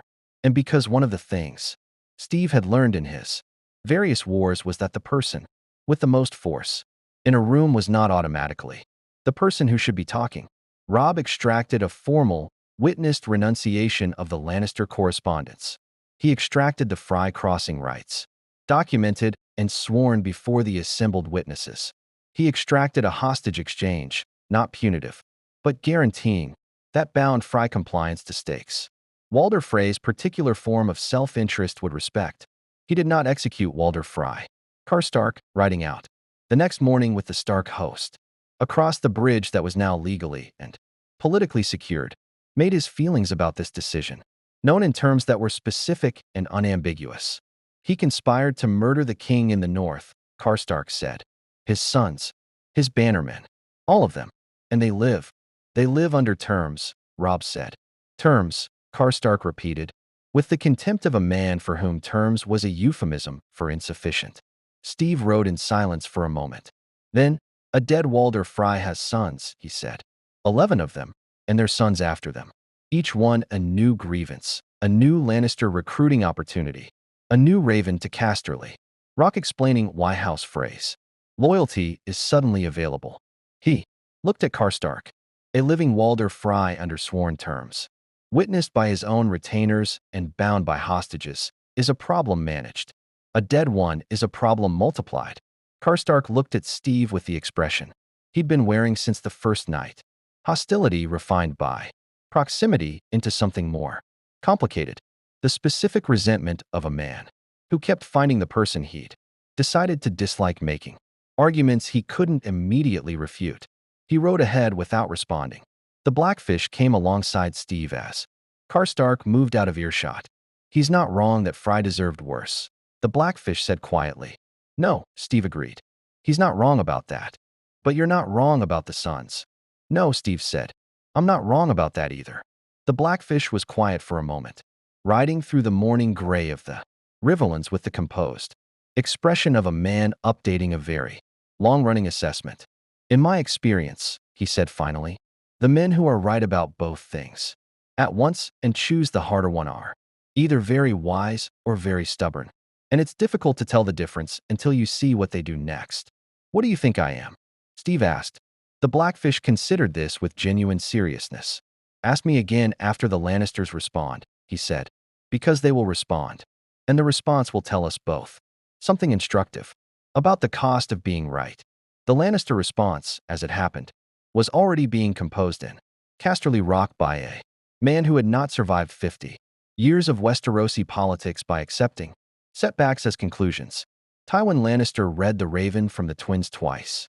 Then he set it down with the precise, controlled movement of a man who had long since trained his body not to perform his emotions for an audience, and sat for a moment in the specific stillness of someone recalculating from first principles. Then he called for his maester and dictated 2 ravens. The first went east, to King's Landing, to Cersei, brief and encrypted and containing, for words that his daughter would understand immediately. The second went west, to a location Steve Rogers didn't know yet, summoning a man whose name made ravens nervous and whose presence on a battlefield was the Westerosi equivalent of a natural disaster that had learned to take direction. Outside Casterly Rock's windows, the western sky was the color of old iron, and the season was turning with the methodical indifference of a world that had no opinion about the people conducting their various lethal arguments beneath its weather. Winter, as the Northerners said, was coming. and Tywin Lannister intended to arrive before it did. The Raven arrived at Robb's camp on a Tuesday that Westeros didn't call Tuesday. It came from the east, which was wrong. Lannister correspondents moved through the west and south, through the established channels of a military operation that had been running long enough to have administrative habits. A raven from the east meant something outside those habits, which meant either an opportunity or a provocation. And in Steve's experience, the two were frequently the same thing, wearing different clothes. Robb read it at the map table with the Blackfish at his shoulder and Catelyn seated to his right, and his expression moved through the controlled sequence of a young king receiving information that required immediate recalibration. He handed it to Steve without comment. The message was in High Valyrian, which Robb didn't read fluently and which Steve didn't read at all, but which Catelyn translated with the precise, measured cadence of a woman whose education had been thorough enough to include languages her Westerosi contemporaries considered decorative. A queen across the narrow sea had heard of the shield-bearing warrior who had disrupted a Lannister conspiracy at the Twins. She had sources in the free cities whose network extended further than most Westerosi lords appreciated, and those sources had provided an account of Steve Rogers that was, Catelyn noted as she translated, remarkably accurate in its physical description and remarkably creative in its interpretation of his abilities. The Queen wished to extend an invitation to Dragonstone, where she was establishing her Westerosi base of operations. The invitation was framed as a courtesy between parties who shared certain interests. The Queen's name was Daenerys Targaryen.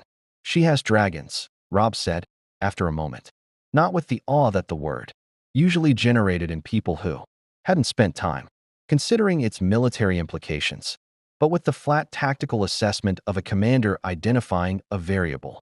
3 of them, the Blackfish said. 2 functional ones, Catelyn corrected quietly. The reports from the east say the third was taken beyond the wall. She paused, which is itself a piece of information worth examining. Steve read the translated message again. The phrasing was diplomatic and warm and contained, underneath its courtesy, the specific assumption of someone who was accustomed to people coming to them, rather than the reverse. Not arrogance exactly, something more structural than arrogance. The worldview of a person who had been told since childhood that the world owed them its attention and had subsequently acquired 3 dragons, which made the argument considerably more persuasive. What do you know about her? Steve asked Robb. Robb was quiet for a moment in the way of a man organizing a complex answer. She liberated the slave cities of Essos, he said. Astapor, Yunkai, Meereen. She crucified the slavers and freed the slaves and stayed to govern. Because she understood that liberating a city and leaving it was how you created a new problem instead of solving an old one. A pause. She also burned cities that refused her.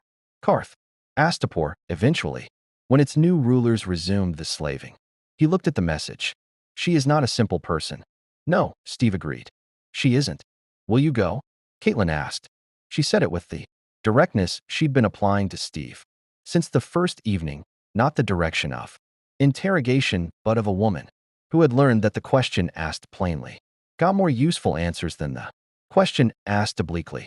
Steve thought about it honestly, which meant thinking about what Daenerys Targaryen wanted and what he could learn from being in the same room with her, and what the cost of not knowing her was in a war that was already complicated enough. He thought about the dragons, not as myth, not as the abstraction they'd been until he'd arrived in this world, but as the military reality that everyone in Robb's camp talked around, rather than about. The way soldiers talked around the thing on the battlefield that scared them most. Yes, he said, but not as a supplicant. Catelyn's expression suggested. She found this distinction both admirable and potentially suicidal in roughly equal measure. Dragonstone rose from the sea like something the earth had pushed up in a moment of bad temper. All black volcanic stone and carved dragon. Shapes worn smooth by Atlantic wind that didn't care about the symbolism. Steve arrived by ship from White Harbor, a 3-day crossing that had been uncomfortable, in the specific way of sea voyages on vessels, not designed for someone his size, and stood on the dock in the gray morning light looking at the castles, silhouette against a sky that couldn't Decide between Rain and Simply, threatening it. The Targaryen banners, three-headed dragon, black on red, snapped in the wind above the battlements with the proprietary authority of house sigils that had been absent from Westerosi stone for a generation and were clearly determined to make up for the gap. He was met at the dock by a woman named Missandei, whose composure had the specific quality of someone who had survived an education in brutality and emerged from it not hardened but clarified, and by a man named Grey Worm whose assessment of Steve took approximately 2 seconds and whose hand did not move from the vicinity of his sword hilt for the duration of the walk to the castle. Steve respected both responses. The approach to the throne room was clearly designed as an experience, rather than a transit. The long walk up Dragonstone's central staircase, past the carved dragon heads and through the echoing stone corridors, was the architectural equivalent of a long pause before a significant statement. Steve walked it at his own pace, which was not the overwhelmed pace the architecture was designed to produce, and noted the positions of unsullied guards with the automatic efficiency of someone for whom threat assessment was a reflex. Daenerys Targaryen was seated when he entered, which was also a choice, and which communicated something different from Cersei's standing reception. Sitting said, "I am secure enough in my position here that I don't need to perform vigilance." It said, "You come to me." It said, underneath those two things, something more honest.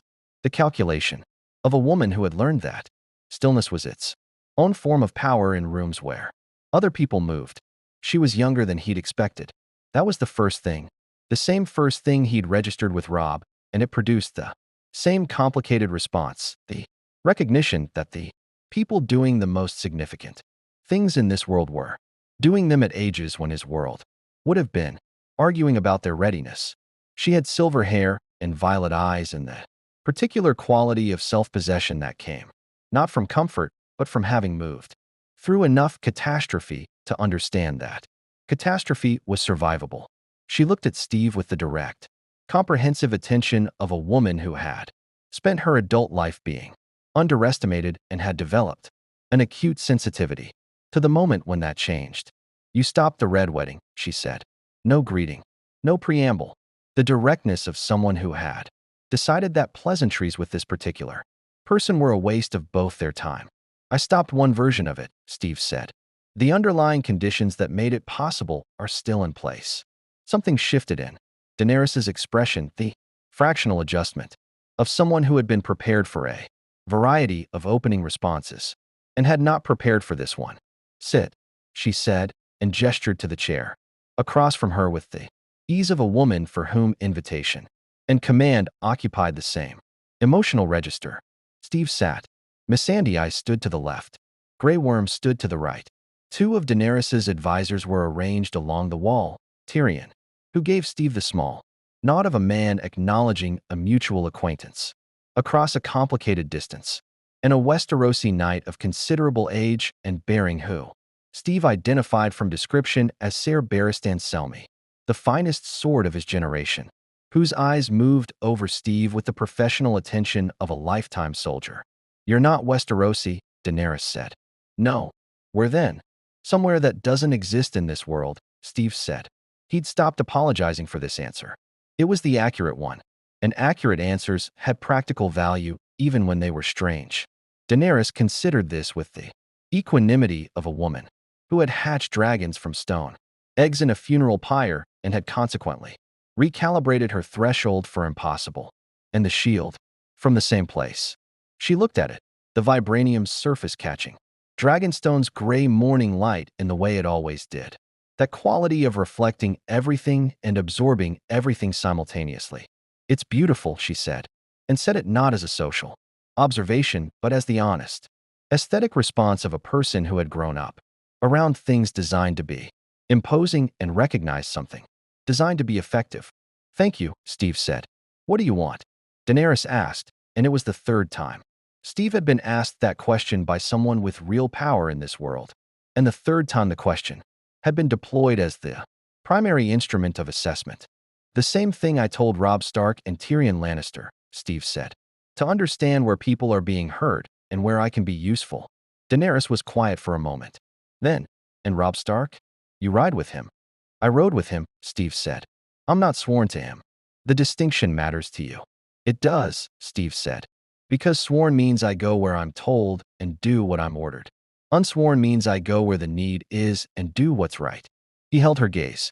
I've found the second one produces better outcomes.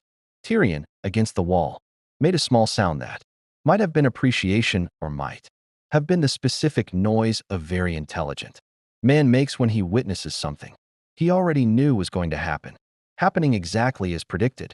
Daenerys looked at Steve for a long moment with the comprehensive attention she'd been applying since he entered. She was reading him. He understood, not for weakness, the way Cersei had read him, but for something else, for alignment, for whether the thing he appeared to be was the thing he actually was, because she had been fooled by appearances enough times to treat the question with genuine seriousness. I came to this continent to break the wheel, she said. It was clearly a formulation she'd used before. The phrase had the polish of something that had been examined and refined, but it didn't sound like a performance. It sounded like something she had decided in a specific moment and had been living inside ever since. The great houses spin and spin, and the people beneath them are ground to nothing. I intend to stop the spinning by replacing it with something better, Steve said, or by burning it down. The room was very still. Those aren't mutually exclusive, Daenerys said carefully. No, Steve agreed. But they're not the same thing. And which one you're actually doing matters enormously to the people living underneath the wheel while you're deciding. He said it without aggression, with the calm directness of someone making an observation he considered important enough to state clearly despite its discomfort. I've seen people who wanted to break systems. Some of them built something better. Some of them just broke things. Which do you think I am? Daenerys asked. The question had an edge, not anger, something more complex. The edge of a person who had asked this question of themselves enough times to be genuinely uncertain of the answer and had learned to find that uncertainty intolerable. I don't know yet, Steve said. That's why I came. Outside Dragonstone's windows, the sea moved against the black volcanic rock with the persistent, indifferent rhythm of water that had been doing this before the castle was built and would be doing it after the castle was gone. And above the castle, somewhere in the cloud layer that pressed against the battlements like a judgment, something vast moved, a sound between a wing beat and a weather event. The specific displacement of air that only something genuinely enormous could produce. Drogon. Steve had heard the dragons from the dock. Hearing them and feeling them were different experiences. The difference between being told that a thunderstorm was coming and having it arrive. The sound moved through Dragonstone stone with a physical quality, a vibration that found the bones and registered there. He didn't react visibly, because he'd been trained not to react visibly to things that were designed to produce visible reactions. But he noted the response in his own body, the way a soldier noted the first cold of winter. Acknowledgement without surrender. Daenerys watched him not react, and something changed in her expression. Not the political reassessment of Cersei or the tactical reassessment of Robb. Something more personal. The specific look of a person who has a power that causes almost everyone around them to perform a particular response, and has just met someone who didn't perform it. He's curious about you, she said. Drogon. He was circling when your ship came in. Should I be concerned? Steve asked. That depends, Daenerys said, on what he decides you are. What are the options? The first genuine smile moved across her face, brief, real, the expression of someone who had expected this conversation to be many things and hadn't expected it to be interesting. Threat, she said, or equal. A pause. He doesn't have a category for harmless. Neither do I, Steve said. Tyrion, against the wall, reached for his wine with the expression of a man who had been watching a chess game and had just seen a move he hadn't anticipated but immediately recognized as correct. Ser Barristan Selmy looked at Steve with the long, careful attention of a man who had spent 60 years measuring warriors and was currently in the process of updating a very significant measurement. Daenerys looked at Steve with the expression she'd been building toward since he'd sat down, not the assessment she'd walked in with, not the political calculation that had written the invitation, but something newer and less certain and therefore more honest. the expression of a woman who had come to this meeting prepared to evaluate a useful variable and had instead found something she didn't have an immediate category for. Stay, she said. 3 days. I want you to see what I'm building here before you decide what it is. Steve thought about Rob's camp to the north, about the Blackfish's assessment, and the Karstark problem and the long shadow of Tywin Lannister's response still moving toward them from the west. He thought about Cersei's green eyes in that receiving room and Varys's words in the alley and the village, with the burned sept and the girl with the 2 old eyes. He thought about a woman who wanted to break a wheel in a world that was very good at breaking people who tried. 3 days, he said. Outside, Drogon called once from the clouds, a sound like a mountain, discovering it had opinions, and the echo of it moved through the castle's stone lawn. After the sound itself had ended, the way certain things did in this world, not fading, settling, the 3 days became 5. Not because Steve lost track of time. He didn't lose track of time.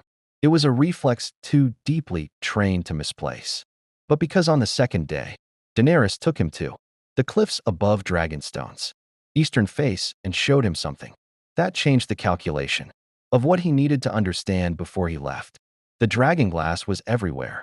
Not scattered, not incidental, a deposit of it running through the volcanic rock in seams that caught the gray morning light and held it differently than ordinary stone, a material that looked like solidified darkness and had the specific quality of things that existed at the intersection of the natural and the deliberate. Daenerys had known it was here. Sam Tarly's raven had told her a scholarly account from a maester's apprentice at the Citadel that had arrived weeks earlier, describing the deposit and its significance against the dead that walked beyond the wall. How much? Steve asked, crouching at the seam, running a finger along the glassy surface. It was cold in a way that the morning air didn't fully account for. Enough to arm every soldier in Westeros, Daenerys said. If anyone would listen. Steve stood and looked at her. Who won't? Everyone south of the neck, she said. Cersei considers it a distraction from the real war. The lords of the Reach and the Westerlands follow her lead. The Vale sits behind its mountains and watches. She paused. Robb Stark believes. Jon Snow believes. They don't have the numbers. And you? Steve asked. I have the numbers, she said. And I have the fire. She looked at the dragonglass, seemed with the expression of a woman doing the mathematics of an existential problem. But I can't fight the dead and the Lannisters simultaneously. Not without destroying everything I came here to build in the process. Steve looked out over the water, gray and cold and moving with the indifferent persistence of something that didn't care about the politics happening above it.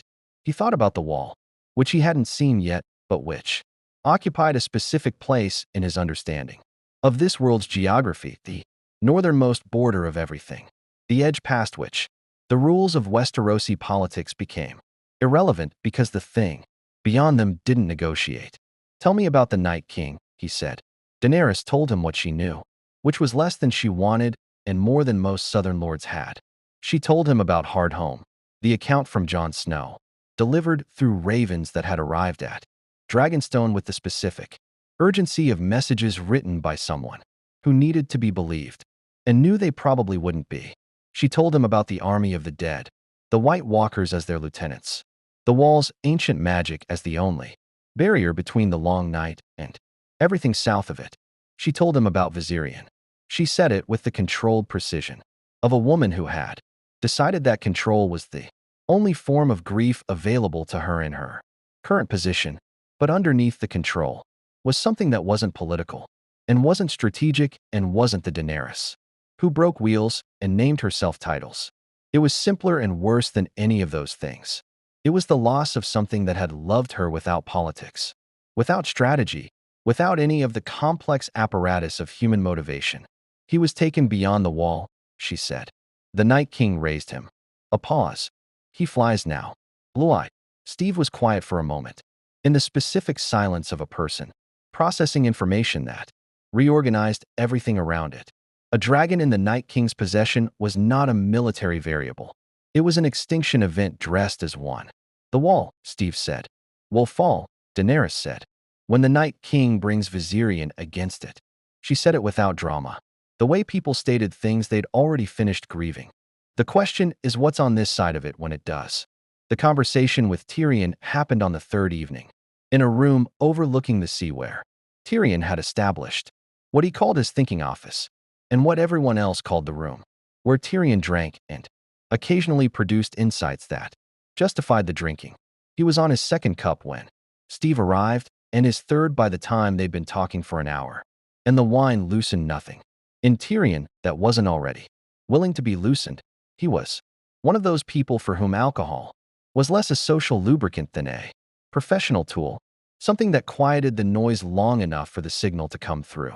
She likes you, Tyrion said, which is worth more than it sounds, because she doesn't like most people. She respects people, she uses people, she occasionally burns people, but liking is rarer. I like her, Steve said honestly. She's trying to do something genuinely good in a world that's been designed to prevent it. Yes, Tyrion said. And that specific combination, genuine good, intentions plus absolute power plus a world that keeps providing justifications for fire, is the most dangerous thing I have ever been in proximity to. And I have been in proximity to Cersei Lannister, which is saying something. He drank. You told her that breaking and building weren't the same thing. Someone needed to, Steve said. Many people have needed to, Tyrion said. Most of them chose not to, because most people who need to say difficult things to people with dragons make a rapid personal calculation about the relative value of the difficult thing versus continued existence. He looked at Steve with the mismatched eyes that had spent a lifetime seeing through things. You made a different calculation. I made the same calculation I always make, Steve said. The right thing to say is still the right thing to say regardless of the consequences. Tyrion was quiet for a moment, looking at his wine with the contemplative expression of a man examining something complex from a new angle. You know what the tragedy of this world is? He said. Not that good men die. They do. But that's not the tragedy. That's just the arithmetic. The tragedy is that the good men who survive do it by becoming something else, and then spend the rest of their lives insisting they haven't. He looked up. You haven't yet. Yet, Steve said. Yet, Tyrion confirmed, without apology. Westeros is patient. The conversation with Ser Barristan happened the following morning, on the training yard that jutted from Dragonstone's southern face above a cliff. Drop that made missing a step a permanent educational experience. The old knight had sought Steve out with the directness of a man who had spent 60 years not wasting time on oblique approaches. When direct ones were available, they sparred for an hour. It was the most technically sophisticated opponent Steve had faced in this world, not the strongest, not the fastest by any modern standard, but possessed of a swordsmanship so deeply refined by decades of practice that every movement was the product of 10,000 repetitions, stripped of everything unnecessary. Watching Barristan Selmy fight was like watching a language spoken by someone who had forgotten. It was a language and simply thought in it. He couldn't match Steve's speed or his strength, and he knew it, and he fought in the specific way of experienced warriors who knew exactly what they didn't have and had spent careers building systems around the gaps. He was testing something Steve understood, not Steve's capability, which 3 exchanges had established clearly enough, but Steve's character. The way he fought told Barristan things about the way he thought, and Barristan was a man who placed significant weight on that correlation. They stood down after an hour, breathing hard in Barristan's case and barely in Steve's. And the old knight looked at Steve with the long, settled attention of a man arriving at a conclusion. You pull your strikes, Barristan said, even when pulling them creates an opening against you. Yes, Steve said. Why? Because I'm not trying to win, Steve said. I'm trying to learn. Barristan was quiet for a moment.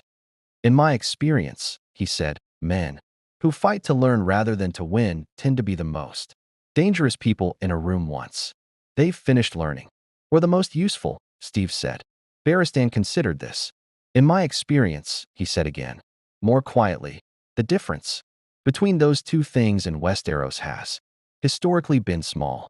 He cleaned his blade with the practiced care of a man who had been doing this for 60 years and still did it as though it mattered. I serve the Mad King, he said, because he was the king and I had sworn an oath. And I believed that oaths were the architecture that kept civilization standing. He paused. I was wrong.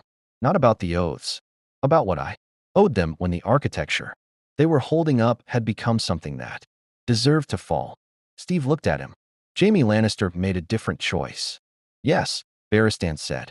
He did, and was called Kingslayer for it, which is what this world does with men who make necessary choices in impossible moments. He looked at the sea, at the cold gray weight of it against the volcanic rock. I am telling you this because you will face that moment here. The moment when your oath to your principles, your code, whoever you've chosen to stand with, comes into conflict with what actually needs to be done. A pause. I want you to know that the man who held his oath to a mad king and the man who broke it both have to live with what they chose. Neither one of them got to put it down. Steve was quiet for a long time, looking at the sea. Thank you, he said, and meant it. The raven arrived from the north on the 5th morning.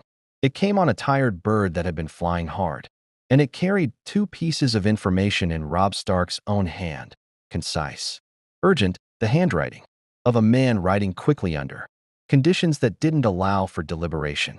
The first piece of information, Tywin Lannister had dispatched the mountain with a force of 4,000 west of the God's Eye, moving north on a line that intersected the Stark hosts' anticipated position within a week. The mountain's instructions, sourced through a captured Lannister courier, were not to defeat Robb's army. They were to find the shield-bearing warrior and eliminate him specifically, and to accept whatever other casualties the operation produced as acceptable cost. Steve read that twice.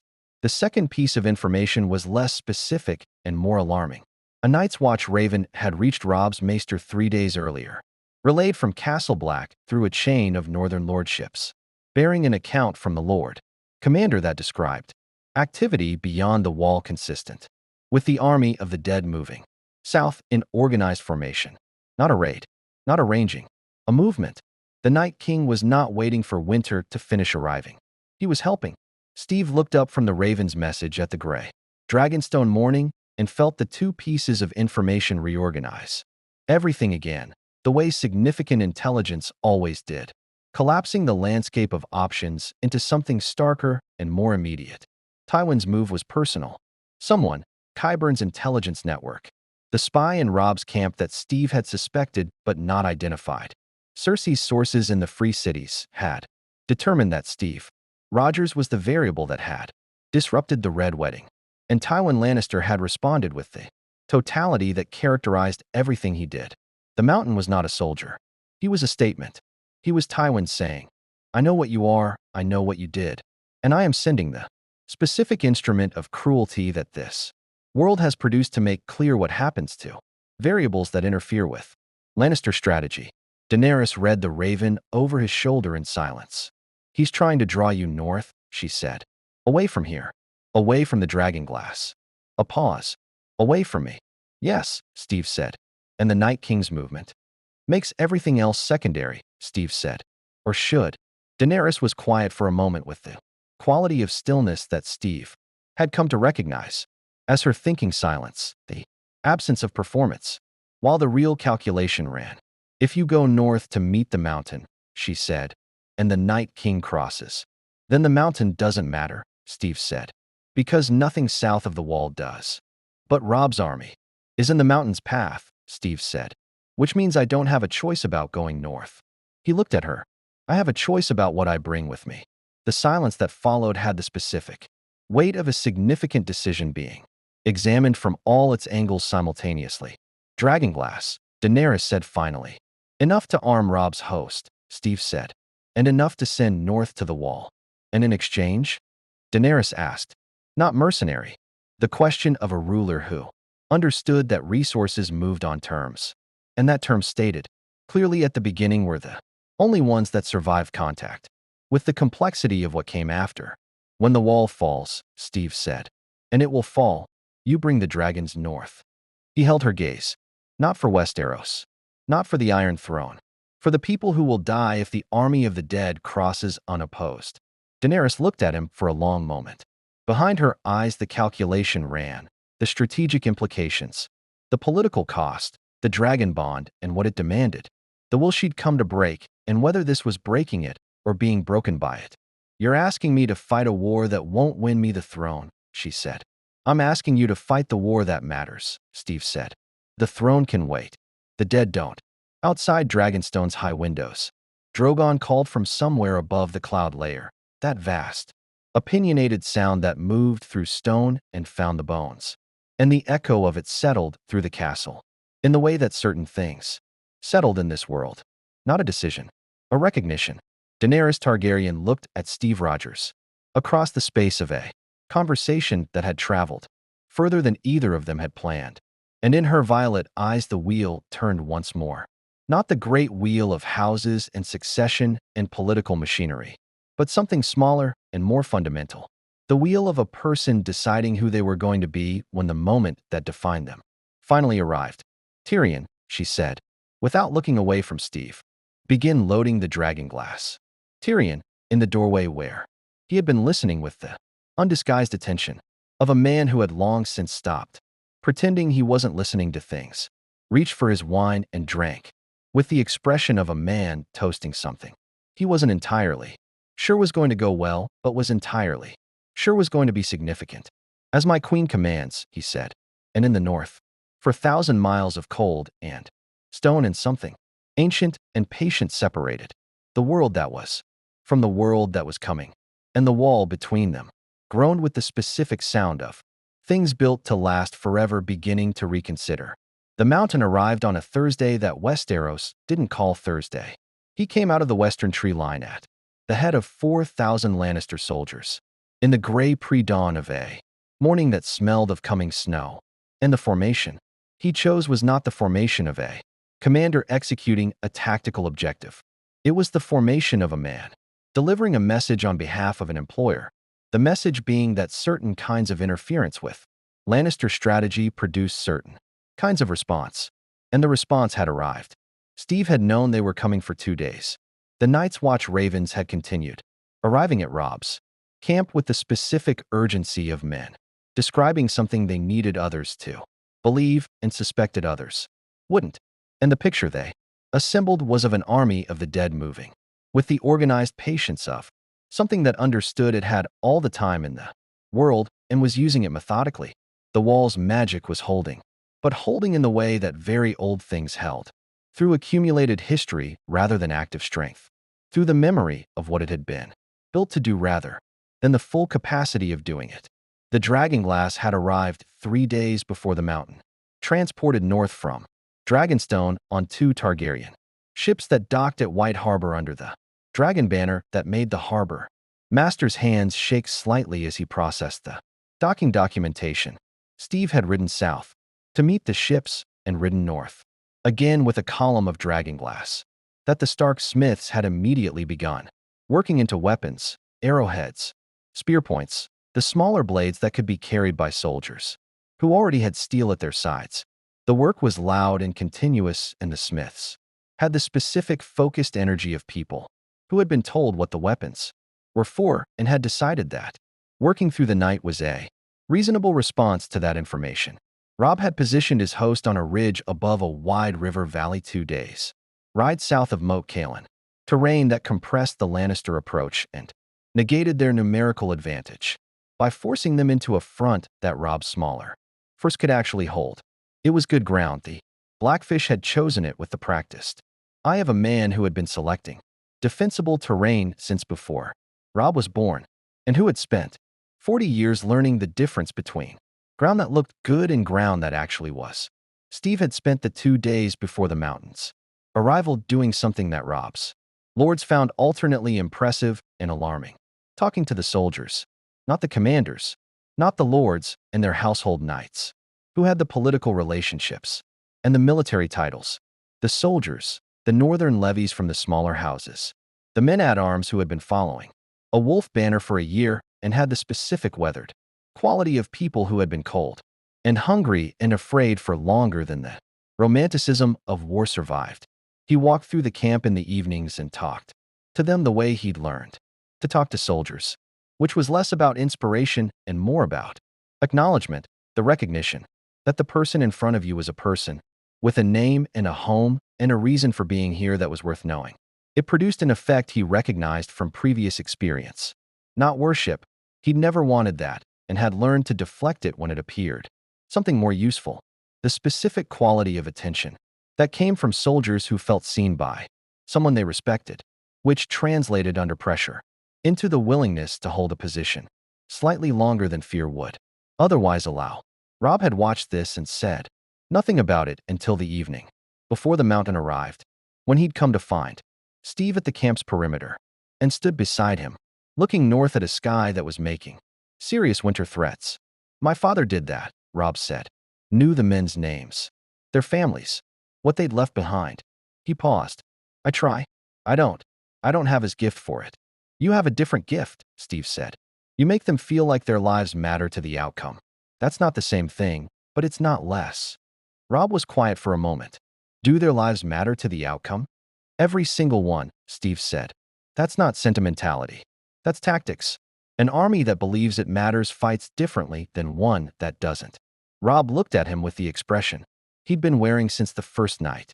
The measuring attention of a young commander calibrating a new variable, but underneath it now was something different. The expression of a person who had been carrying something heavy and had found, unexpectedly, someone willing to acknowledge the weight without trying to take it away. After this, Rob said, after the mountain, whatever comes after, the long night, the throne, all of it. He paused. Will you stay? Steve thought about that honestly, which meant thinking about Brooklyn and the ice and the things he'd left behind in a world that was still technically his, and about the specific gravity of this world, its brutality, and its beauty and the people in it who were trying to do good things in circumstances specifically designed to prevent them. I don't know yet, he said, but I'm here now. That's what matters now.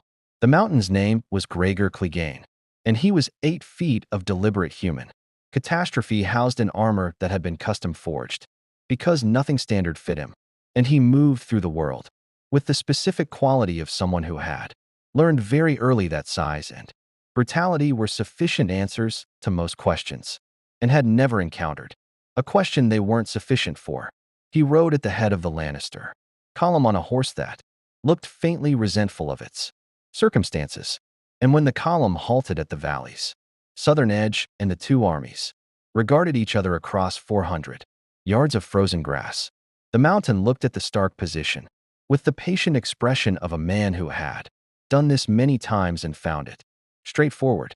Then his eyes found Steve. Not by accident, someone in the Lannister intelligence apparatus had provided a physical description accurate enough that the mountain's gaze moved across the Stark line and stopped in the specific place where Steve was standing with the precision of a man locating a marked target. They looked at each other across 400 yards, and the quality of the mountain's attention was the quality of a man receiving a commission and examining the work. Steve had faced things like this before. Not this exactly, nothing in his experience was quite this exactly, but the category was familiar. The instrument of a powerful person's will, sent to make a point through specific and absolute violence, indifferent to anything except the completion of its objective. He'd faced that in alleys and on bridges, and once on a helicarrier above a burning city. And the thing he'd learned about facing it was that the instrument didn't negotiate and didn't respond to reason, and the only language it reliably understood was the one it spoke. He stepped forward from the Stark line. The Blackfish said something sharp and short behind him. Rob said nothing, because Rob was a commander who had learned to recognize the moments when intervention cost more than it gained. Steve walked out into the valley floor with the shield on his arm and the cold morning wind moving through the grass around his boots, and the 400 yards compressed with each step until he was standing in the space between the armies, with the specific exposure of a man who had decided that the problem needed to be addressed directly, and directly meant here. The mountain dismounted. He was larger on the ground than on the horse, which shouldn't have been possible but was. The way certain things in this world were. Worse up close than they appeared from a distance. He carried a sword that was less a weapon than a statement about the relationship between metal and human beings, 6 feet of Lannister forged steel that he held in one hand with the casual authority of a man for whom the object's weight was simply not a relevant consideration. They met in the valley's center. What followed was not elegant. Steve had fought elegant fights, the ones where the opponent's skill matched his own, and the exchange became a kind of conversation, conducted in the language of movement and response, where the outcome was uncertain until the moment it wasn't. This was not that. This was a collision between two different philosophies of what a body was for, conducted at the intersection of superhuman capability and something that had been made by the specific process of removing everything from a human being that wasn't useful for violence and leaving what remained. The mountain's first swing took a tree out of the equation. It had been at the valley's edge, a substantial pine, and the blade removed. It at the trunk with the incidental thoroughness of something that hadn't been aimed at the tree but had intersected it anyway. Steve wasn't where the swing had been aimed, because he'd spent a fraction of a second reading the shoulder rotation that preceded it and had been somewhere else by the time it arrived. The shield took the second strike. The impact was the loudest sound Steve had heard in this world, louder than the twins, louder than Dragonstone's waves against volcanic rock, a sound that the valley walls caught and returned with the specific resonance of acoustics that had never been designed for this particular input. The vibranium absorbed it with the efficiency it always demonstrated, the kinetic energy converting and storing, and then, as Steve redirected rather than simply blocked, returning with the physics of a ricochet. The mountain staggered. Not far, not dramatically, but the stagger was real.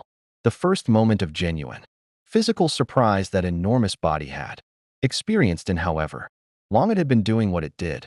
And in the quarter second of that stagger, Steve was inside the reach of the 6-foot sword and working in the space that the mountain's size made him believe couldn't be effectively occupied. It was brutal, and it was close, and it lasted longer than it should have, because the mountain absorbed damage with the specific quality of something that had decided pain was someone else's problem. Steve took 3 impacts that would have ended a normal man's participation in the fight: ribs protesting, shoulder wrenched hard, a gauntlet backhand that rattled everything above his neck and kept moving, because the serum handled it the way it always handled it. The specific miracle of biology accelerated past the point where damage was permanent. The dragonglass dagger had been Rob's suggestion, delivered the previous evening with the careful framing of a man proposing something he wasn't certain of. If the mountain is what they say he is, what Qyburn made him, ordinary steel may not be enough. The maesters say dragonglass disrupts unnatural things. Steve had carried it without being certain it was relevant, and had drawn it in the fights. Third minute, when the mountain took a blow to the chest that should have cracked bone and produced instead a sound like striking stone, and the implication of that sound reorganized several assumptions rapidly. The dragonglass found the gap between the gorget and the pauldron on the mountain's right side. What happened then was not something Steve had fully anticipated. The mountain stopped, not the stagger of someone absorbing impact, a complete, sudden cessation, the way a mechanism stopped when something essential to its operation was disrupted. The enormous body went still with the specific quality of a thing that had been running on something other than ordinary biology, encountering something that ordinary biology had never needed to defend against. The sword dropped. Gregor Clegane, the mountain, Tywin's hammer, the instrument of a generation of Westerosi cruelty, went to one knee in the frozen grass of the valley floor, not from choice, but from the simple failure of whatever Qyburn had replaced his volition with when the dragonglass interrupted it. The valley was completely silent. For 1,000 Lannister soldiers on the south side, Rob's host on the north, the gray winter sky, pressing down on all of it with the indifference of weather that had no opinion about the outcome. Steve stood over the mountain in the valley's center, breathing hard, ribs complaining, and looked at the man, the thing, kneeling in the grass. It would have been easy. It would have been, by most Westerosi standards, correct, the instrument of 100 atrocities, the killer of innocence across a generation of war. The mountain deserved what Oberyn Martell had died trying to deliver. Steve looked at him for a long moment. Then he stepped back. "Take him," he said, loudly enough for both lines to hear. He's a prisoner, not a corpse. The silence continued for another 3 seconds. Then the Lannister line broke, not in the fighting retreat of soldiers, executing an ordered withdrawal in the chaotic, individual fashion of men who had been brought to witness a specific demonstration, and the demonstration had not gone as briefed. The retreat was fast and disorganized and left the valley floor scattered with dropped equipment and the specific evidence of an army that had stopped, believing in its objective. Robb's host did not pursue. Steve had asked for that specifically, and Robb had agreed, with the expression of a commander who understood the strategic argument while finding the restraint personally costly. The Blackfish had simply nodded, which was the Blackfish's version of enthusiastic agreement. The Lannister soldiers vanished into the western tree line, and the valley was left to the wind and the dropped equipment and the mountain, kneeling in the frozen grass with the dragonglass dagger still in the gap at his shoulder, his blue-tinged eyes fixed on nothing, with the specific vacancy of something that had been running on borrowed animation and was currently overdrawn. Robb rode down from the ridge and stopped his horse 10 feet from Steve, looking at the kneeling mountain with the expression of a man updating a very significant worldview. "He's alive," Robb said. "Yes," Steve said. "Why?" Steve looked at the mountain, at the instrument of a policy of terror that had operated unchecked in this world for the entirety of Robb's war, and thought about what it meant to end things versus what it meant to change them, and whether the difference between killing the mountain and capturing the mountain was the difference between a statement and an argument. "Because Tywin Lannister sent him to make a point," Steve said, "and I want to make a different one." He looked at Robb. "A dead mountain is a battle. A captured mountain on trial for what he's done. With witnesses, with documentation, with every lord in Westeros required to look at what Lannister strategy actually built." He paused. "That's something else." Robb was quiet for a long moment. Then, from the north, a raven came. It landed on the arm of Robb's maester with the exhausted commitment of a bird that had been flying without stopping, and the maester read it with the expression of a man receiving information he had been dreading. He looked up at Robb, and his face said everything before his words did. "Castle Black, your grace," he said. "The wall." He swallowed. "It's fallen." The valley received this information with the silence of a world processing. The end of an era, the creak of Robb's horse shifting its weight, the distant sound of the Lannister retreat, still moving through the western trees, the wind in the frozen grass saying nothing useful about any of it. Steve looked north. The sky in that direction was wrong. Not wrong in the way of weather, wrong in the way of something that had never been that color before, and was that color now and would remain that color until something changed that was more fundamental than weather. A darkness that wasn't night, a cold that had a quality. The long night had begun, and somewhere in it, on wings that had once been warm, a dead dragon was flying south. The cold arrived before the army did. Not the cold of a northern winter, which Steve had spent months learning to read, the specific bite of it, the honest brutality of a season that killed through simple physics, and made no pretense about it. This was different in the way that living things were different from the forms they left behind. This cold had intention. It moved through the air with the specific quality of something that understood what warmth was and had decided warmth was the problem. Ravens stopped flying. That was the first practical sign. The maesters, birds refusing their cages with the unanimous conviction of creatures whose instincts had received information their handlers hadn't. Then the horses. Then the fires, which burned lower than their fuel warranted, as though something in the air was renegotiating the terms under which combustion was permitted to occur. Robb's host moved north in 3 days of forced march that stripped the romanticism from every remaining soldier who had retained any. The cold working on the column, with the methodical patience of something that didn't need to hurry. Stragglers were retrieved. The wounded were rotated to the warmest positions in the formation. Steve moved the length of the column repeatedly, not because his presence solved the cold, but because the soldiers had developed the specific habit of looking for him when things deteriorated, and being findable when people needed to find you was a form of leadership that cost nothing except the willingness to be cold alongside everyone else. The dragonglass weapons moved through the host as the march continued, distributed by a system that the Blackfish had, organized with characteristic efficiency, arrowheads to the archers first, spear points to the forward infantry, the smaller blades to every soldier who could carry one in addition to their primary weapon. The smiths who had worked through the nights at Winterfell had produced more than Steve had expected, and the surplus was loaded on carts that moved with the column's center, the dragonglass clicking against itself in the cold with a sound like breaking ice. Catelyn had remained at Winterfell by Robb's request, and her own agreement, the argument being that someone with political authority needed to hold the seat while the army moved north, and the reality being that Catelyn Stark had watched enough of her family ride toward things that killed them to understand when the argument was real and when it was protection-wearing arguments clothes. She had accepted it with the composure of a woman who had run out of the emotional capacity to fight the wars she couldn't win and was conserving what remained for the ones she could. She had come to find Steve the morning of the march's departure, in the gray Winterfell dawn with her breath misting in the cold that was already different from ordinary cold, and she had looked at him with the direct, tired attention she'd been applying since the first fire outside Robb's command tent. "Bring him back," she said, not as a command, as the honest request of a woman addressing someone she'd decided to trust with the things she couldn't protect herself.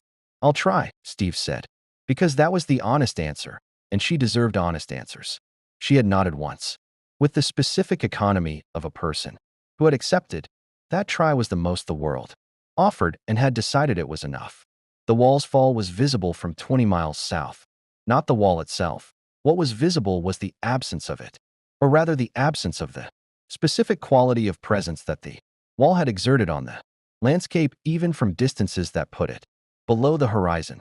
Something had been there for 8,000 years, something so fundamental to the world's architecture that its presence had become invisible through familiarity, and its absence was therefore not the absence of a thing but the presence of a wound. The wildlings came first. They poured south through the gap in there.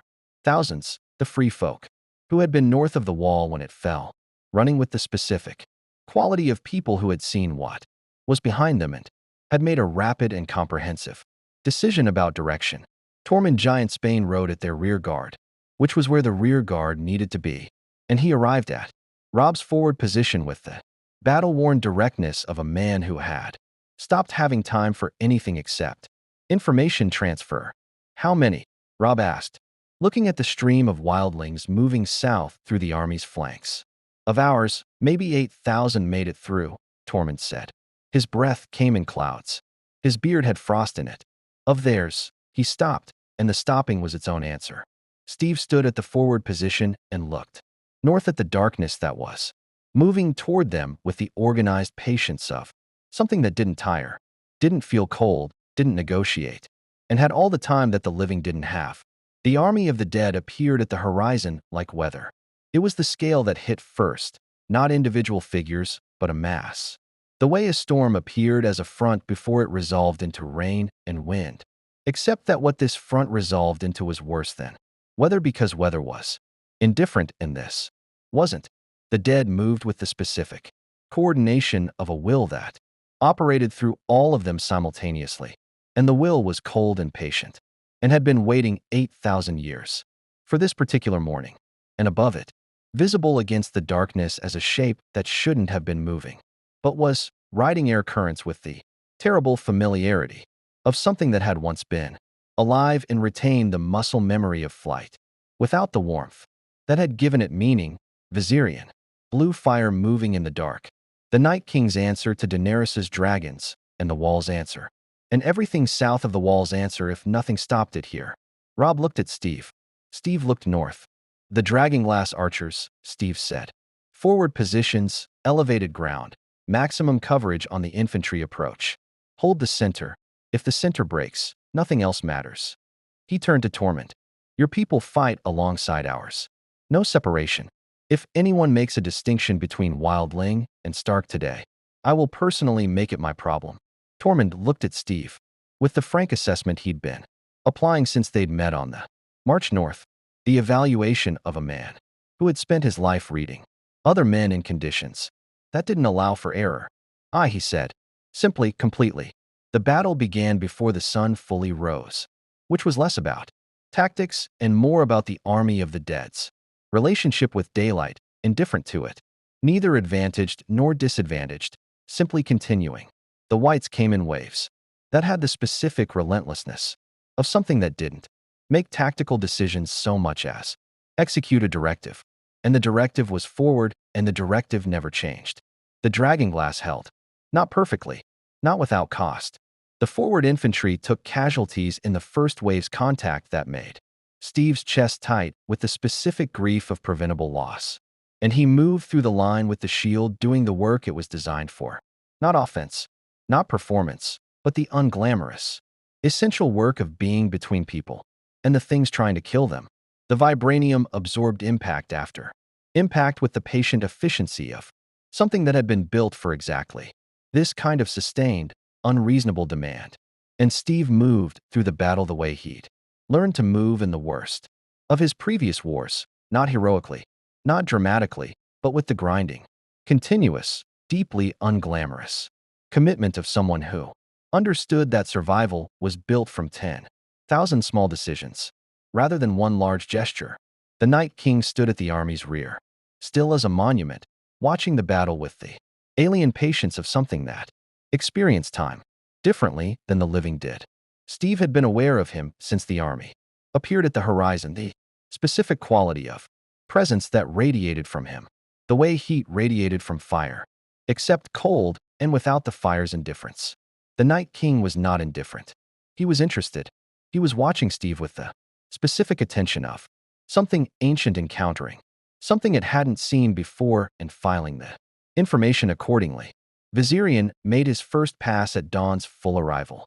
The blue fire came down on the Stark left flank with the specific horror of something that looked like the thing it was, imitating fire, the same shape and movement as Drogon's red-orange destruction, but was wrong in every quality that fire was supposed to have. It didn't warm. It spread through the living with the cold it carried and left behind it not ash, but ice. The specific crystalline aftermath of something that had inverted the physics of combustion. Steve moved left. The shield went up as the second pass came, and the blue fire hit vibranium and did the thing that Drogon's fire had never done to it. It adhered, not burning, not melting, but clinging with the specific persistence of cold that had found a surface and was negotiating with the material about whether warmth was going to be permitted. Steve felt it through his arm, not as heat, but as its opposite, a pulling sensation like something trying to convince his cells to stop their activity and join a different, quieter arrangement. He threw the shield, not as a weapon against Viserion. The geometry was wrong, and the scale was wrong, and the throw would have been a gesture rather than a tactic. He threw it to shed the blue fire's adherence, and the disc left his arms spinning, and the cold came with it. And for the 3 seconds the shield was in the air. The army of the dead's nearest whites turned toward it with the specific attention of things responding to a signal they hadn't expected. And in those 3 seconds the dragonglass archers on the left flank delivered the volley that had been waiting for exactly this. A moment when the whites' attention broke pattern. The shield returned. The left flank held. The Dothraki heard it before they saw it, the specific sound of Drogon that everyone who had heard it once retained as a permanent reference point for what sound at maximum scale felt like. He came from the south and the east, black against the gray sky, and behind him regal, green and gold, and between them in the space they opened by existing the air temperature changed in a way that the living felt as relief and the dead felt as threat. Daenerys was on Drogon's back. She had come, not because the terms had required it. The terms had been about the dragonglass, about the resources, about the political architecture of what she was building and what the realm needed. She had come because Steve had told her the truth about what mattered, and she was a person who, when she understood what mattered, acted on it with the absolute commitment of someone who had learned that hesitation was its own form of betrayal. The dragons hit the army of the dead's rear, and the dynamic of the battle reorganized around the new variable the way battles always, reorganized around the introduction of something that broke the previous calculus. The real fire hit the dead differently than it hit the living. The dead burned, and burned completely, and didn't get up from it. And the army that had moved with the unified patience of a single will began to fragment as the will had to divide its attention between the front where the living were holding and the rear where something with teeth and fire was, demonstrating opinions about the arrangement. The Night King rose, not dramatically, simply upward, above the battle, with the specific ease of something that didn't need wings to move through air, and found the question of how it was managing this uninteresting. He looked down at the battle with the alien patience Steve had been tracking since the horizon, and then he looked at Steve specifically, and the look had the quality of a decision being made. The ice lance formed in his hand the way the blue fire formed in Viserion's throat, not created, but revealed, as though it had always been there, and the Night King was simply making it visible. Steve raised the shield. The lance hit vibranium with a sound that the valley walls returned 3 times. The echo decreasing in volume, but not in quality, as though the physics of it were worth repeating. The cold hit Steve's arm through the shield in the same pulling way that the blue fire had. The invitation to stillness, to quiet, to the specific peace. That was Death's sails. Proposition dressed in the language of rest. He pushed through it, not because he wasn't cold.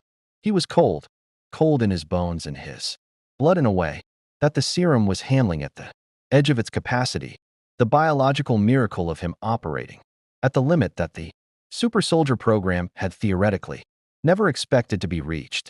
He pushed through it because that was what he did, what he had always done, in the ice and in the war and in every moment when the thing facing him was larger than what he'd trained for, not because he didn't feel it, but because feeling it and stopping were 2 different choices, and he had always known which one he was going to make. The shield came forward. Rob's dragonglass blade found the Night King's back at the same moment, delivered from the left, with the specific geometry of an attack that the Night King had not tracked because he had been watching Steve, and Steve had been the distraction. And the dragonglass did what dragonglass did to things that were running on the wrong side of Death's ledger. The Night King looked down at the blade in his back with the expression of something, experiencing surprise for the first time in 8,000 years. Then the army of the dead stopped. All of them, simultaneously. The unified cessation of a force that had been running on a single will, encountering the end of that will. Whites dropping where they stood, White Walker lieutenants crystallizing in the sudden silence.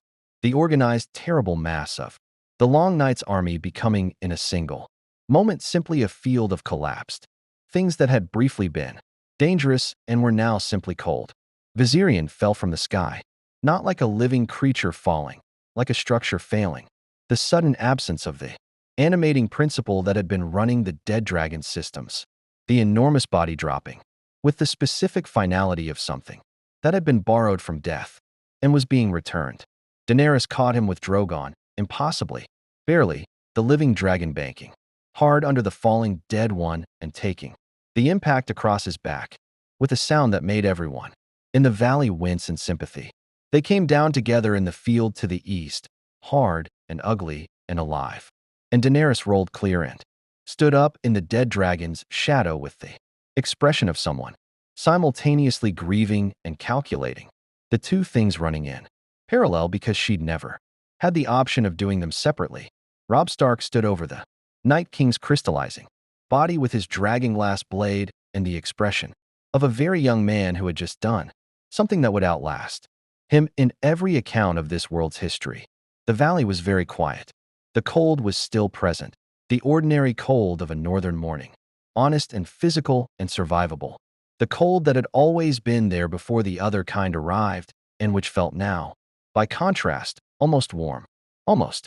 Steve lowered the shield and looked at the field, at the Stark and wildling dead, at the dragonglass littering the ground, at the Targaryen dragons standing in the east with their breath steaming in the morning air, at the Lannister prisoner encampment, 3 miles south where the mountain sat in chains that a blacksmith had needed 4 hours to construct to sufficient specification.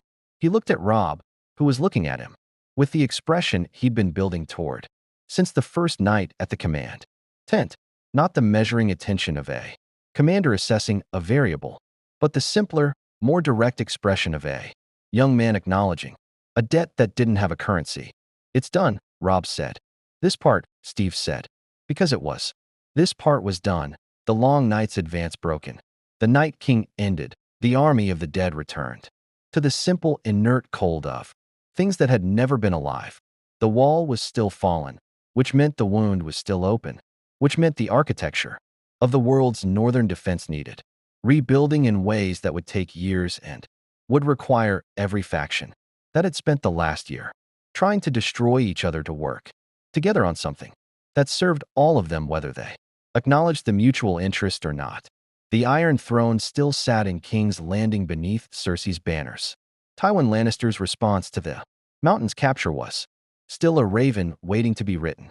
The political machinery of the Game of Thrones had not stopped while the long night interrupted it. It had simply paused, the way a river paused when you dammed it. Pressure building behind the obstruction, waiting for the dam to move. Daenerys walked across the field toward Steve with Drogon following at a distance. That suggested the dragon was making an independent decision about proximity and had decided Steve was worth the reduced margin. She walked with the specific quality she always had after significant events, not triumph, not relief, but the recalibrated clarity of someone who had moved through something large and come out the other side with their understanding of themselves revised. She stopped in front of him and looked at him for a long moment. "You knew I'd come," she said. "I hoped," Steve said. "There's a difference." She almost smiled. "What do you need now?" Steve looked north at the gap where the wall had stood, at the sky that was becoming ordinary gray again, at the world reshaping itself around the absence of the thing that had organized its northern geography for 8,000 years. "The same thing the realm needs," he said. "People talking to each other, instead of killing each other long enough to fix what's broken." "That," Daenerys said, "may be harder than the Night King." "Probably," Steve said. "But it's the fight that's left." Tormund arrived beside them with the specific timing of a man who had been waiting for the significant conversation to conclude before inserting the practical one. "The wildlings need to go south of the wall," he said. "Permanently. We're not going back to nothing." "No," Steve agreed. "You're not." Tormund looked at Daenerys with the frank appraisal of a man who had not previously had occasion to form an opinion about Targaryens, and was forming one now in real time. Then he looked at Steve. "She's all right," he said, with the absolute authority of a man whose endorsement had never been designed to flatter and was therefore worth something. Daenerys looked at Steve. Steve looked at Daenerys. Between them, unspoken, the architecture of what came next arranged itself around the questions that the battle had answered and the larger ones it hadn't, about the throne in the north, and the Lannister prisoner in chains, and the wall that needed rebuilding, and the will that needed breaking, and the 1,000 political negotiations that were already in motion in every castle in Westeros, because news traveled on raven wings and the ravens had started flying again. Robb stood over the Night King's remains and looked south toward Winterfell and the kingdom he was still trying to hold together, and his expression had the specific quality of a young king who had survived something that was supposed to kill him and understood that surviving it was not the same as knowing what to do next. He looked at Steve. Steve walked toward him across the field, past the dragonglass and the fallen dead and the morning cold that was just cold now, and the star on his chest caught the pale northern light the way it always did, the way it had on a shore in another lifetime when the Brotherhood found him, and the world was new and impossible and waiting. Westeros was still waiting. The game had not ended. It had simply changed players, added variables, reshuffled the deck with the indifferent creativity of a world that had been doing this for thousands of years and would continue doing it, regardless of who survived any particular hand.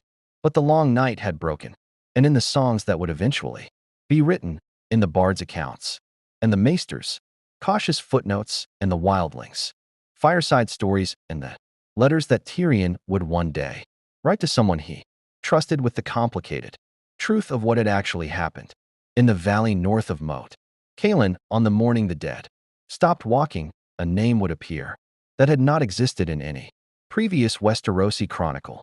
Not a lord's name, not a king's name, just a man with a shield, standing between the living and the dark. A name the North would remember. The long night broke on a morning that Westeros would argue about for generations.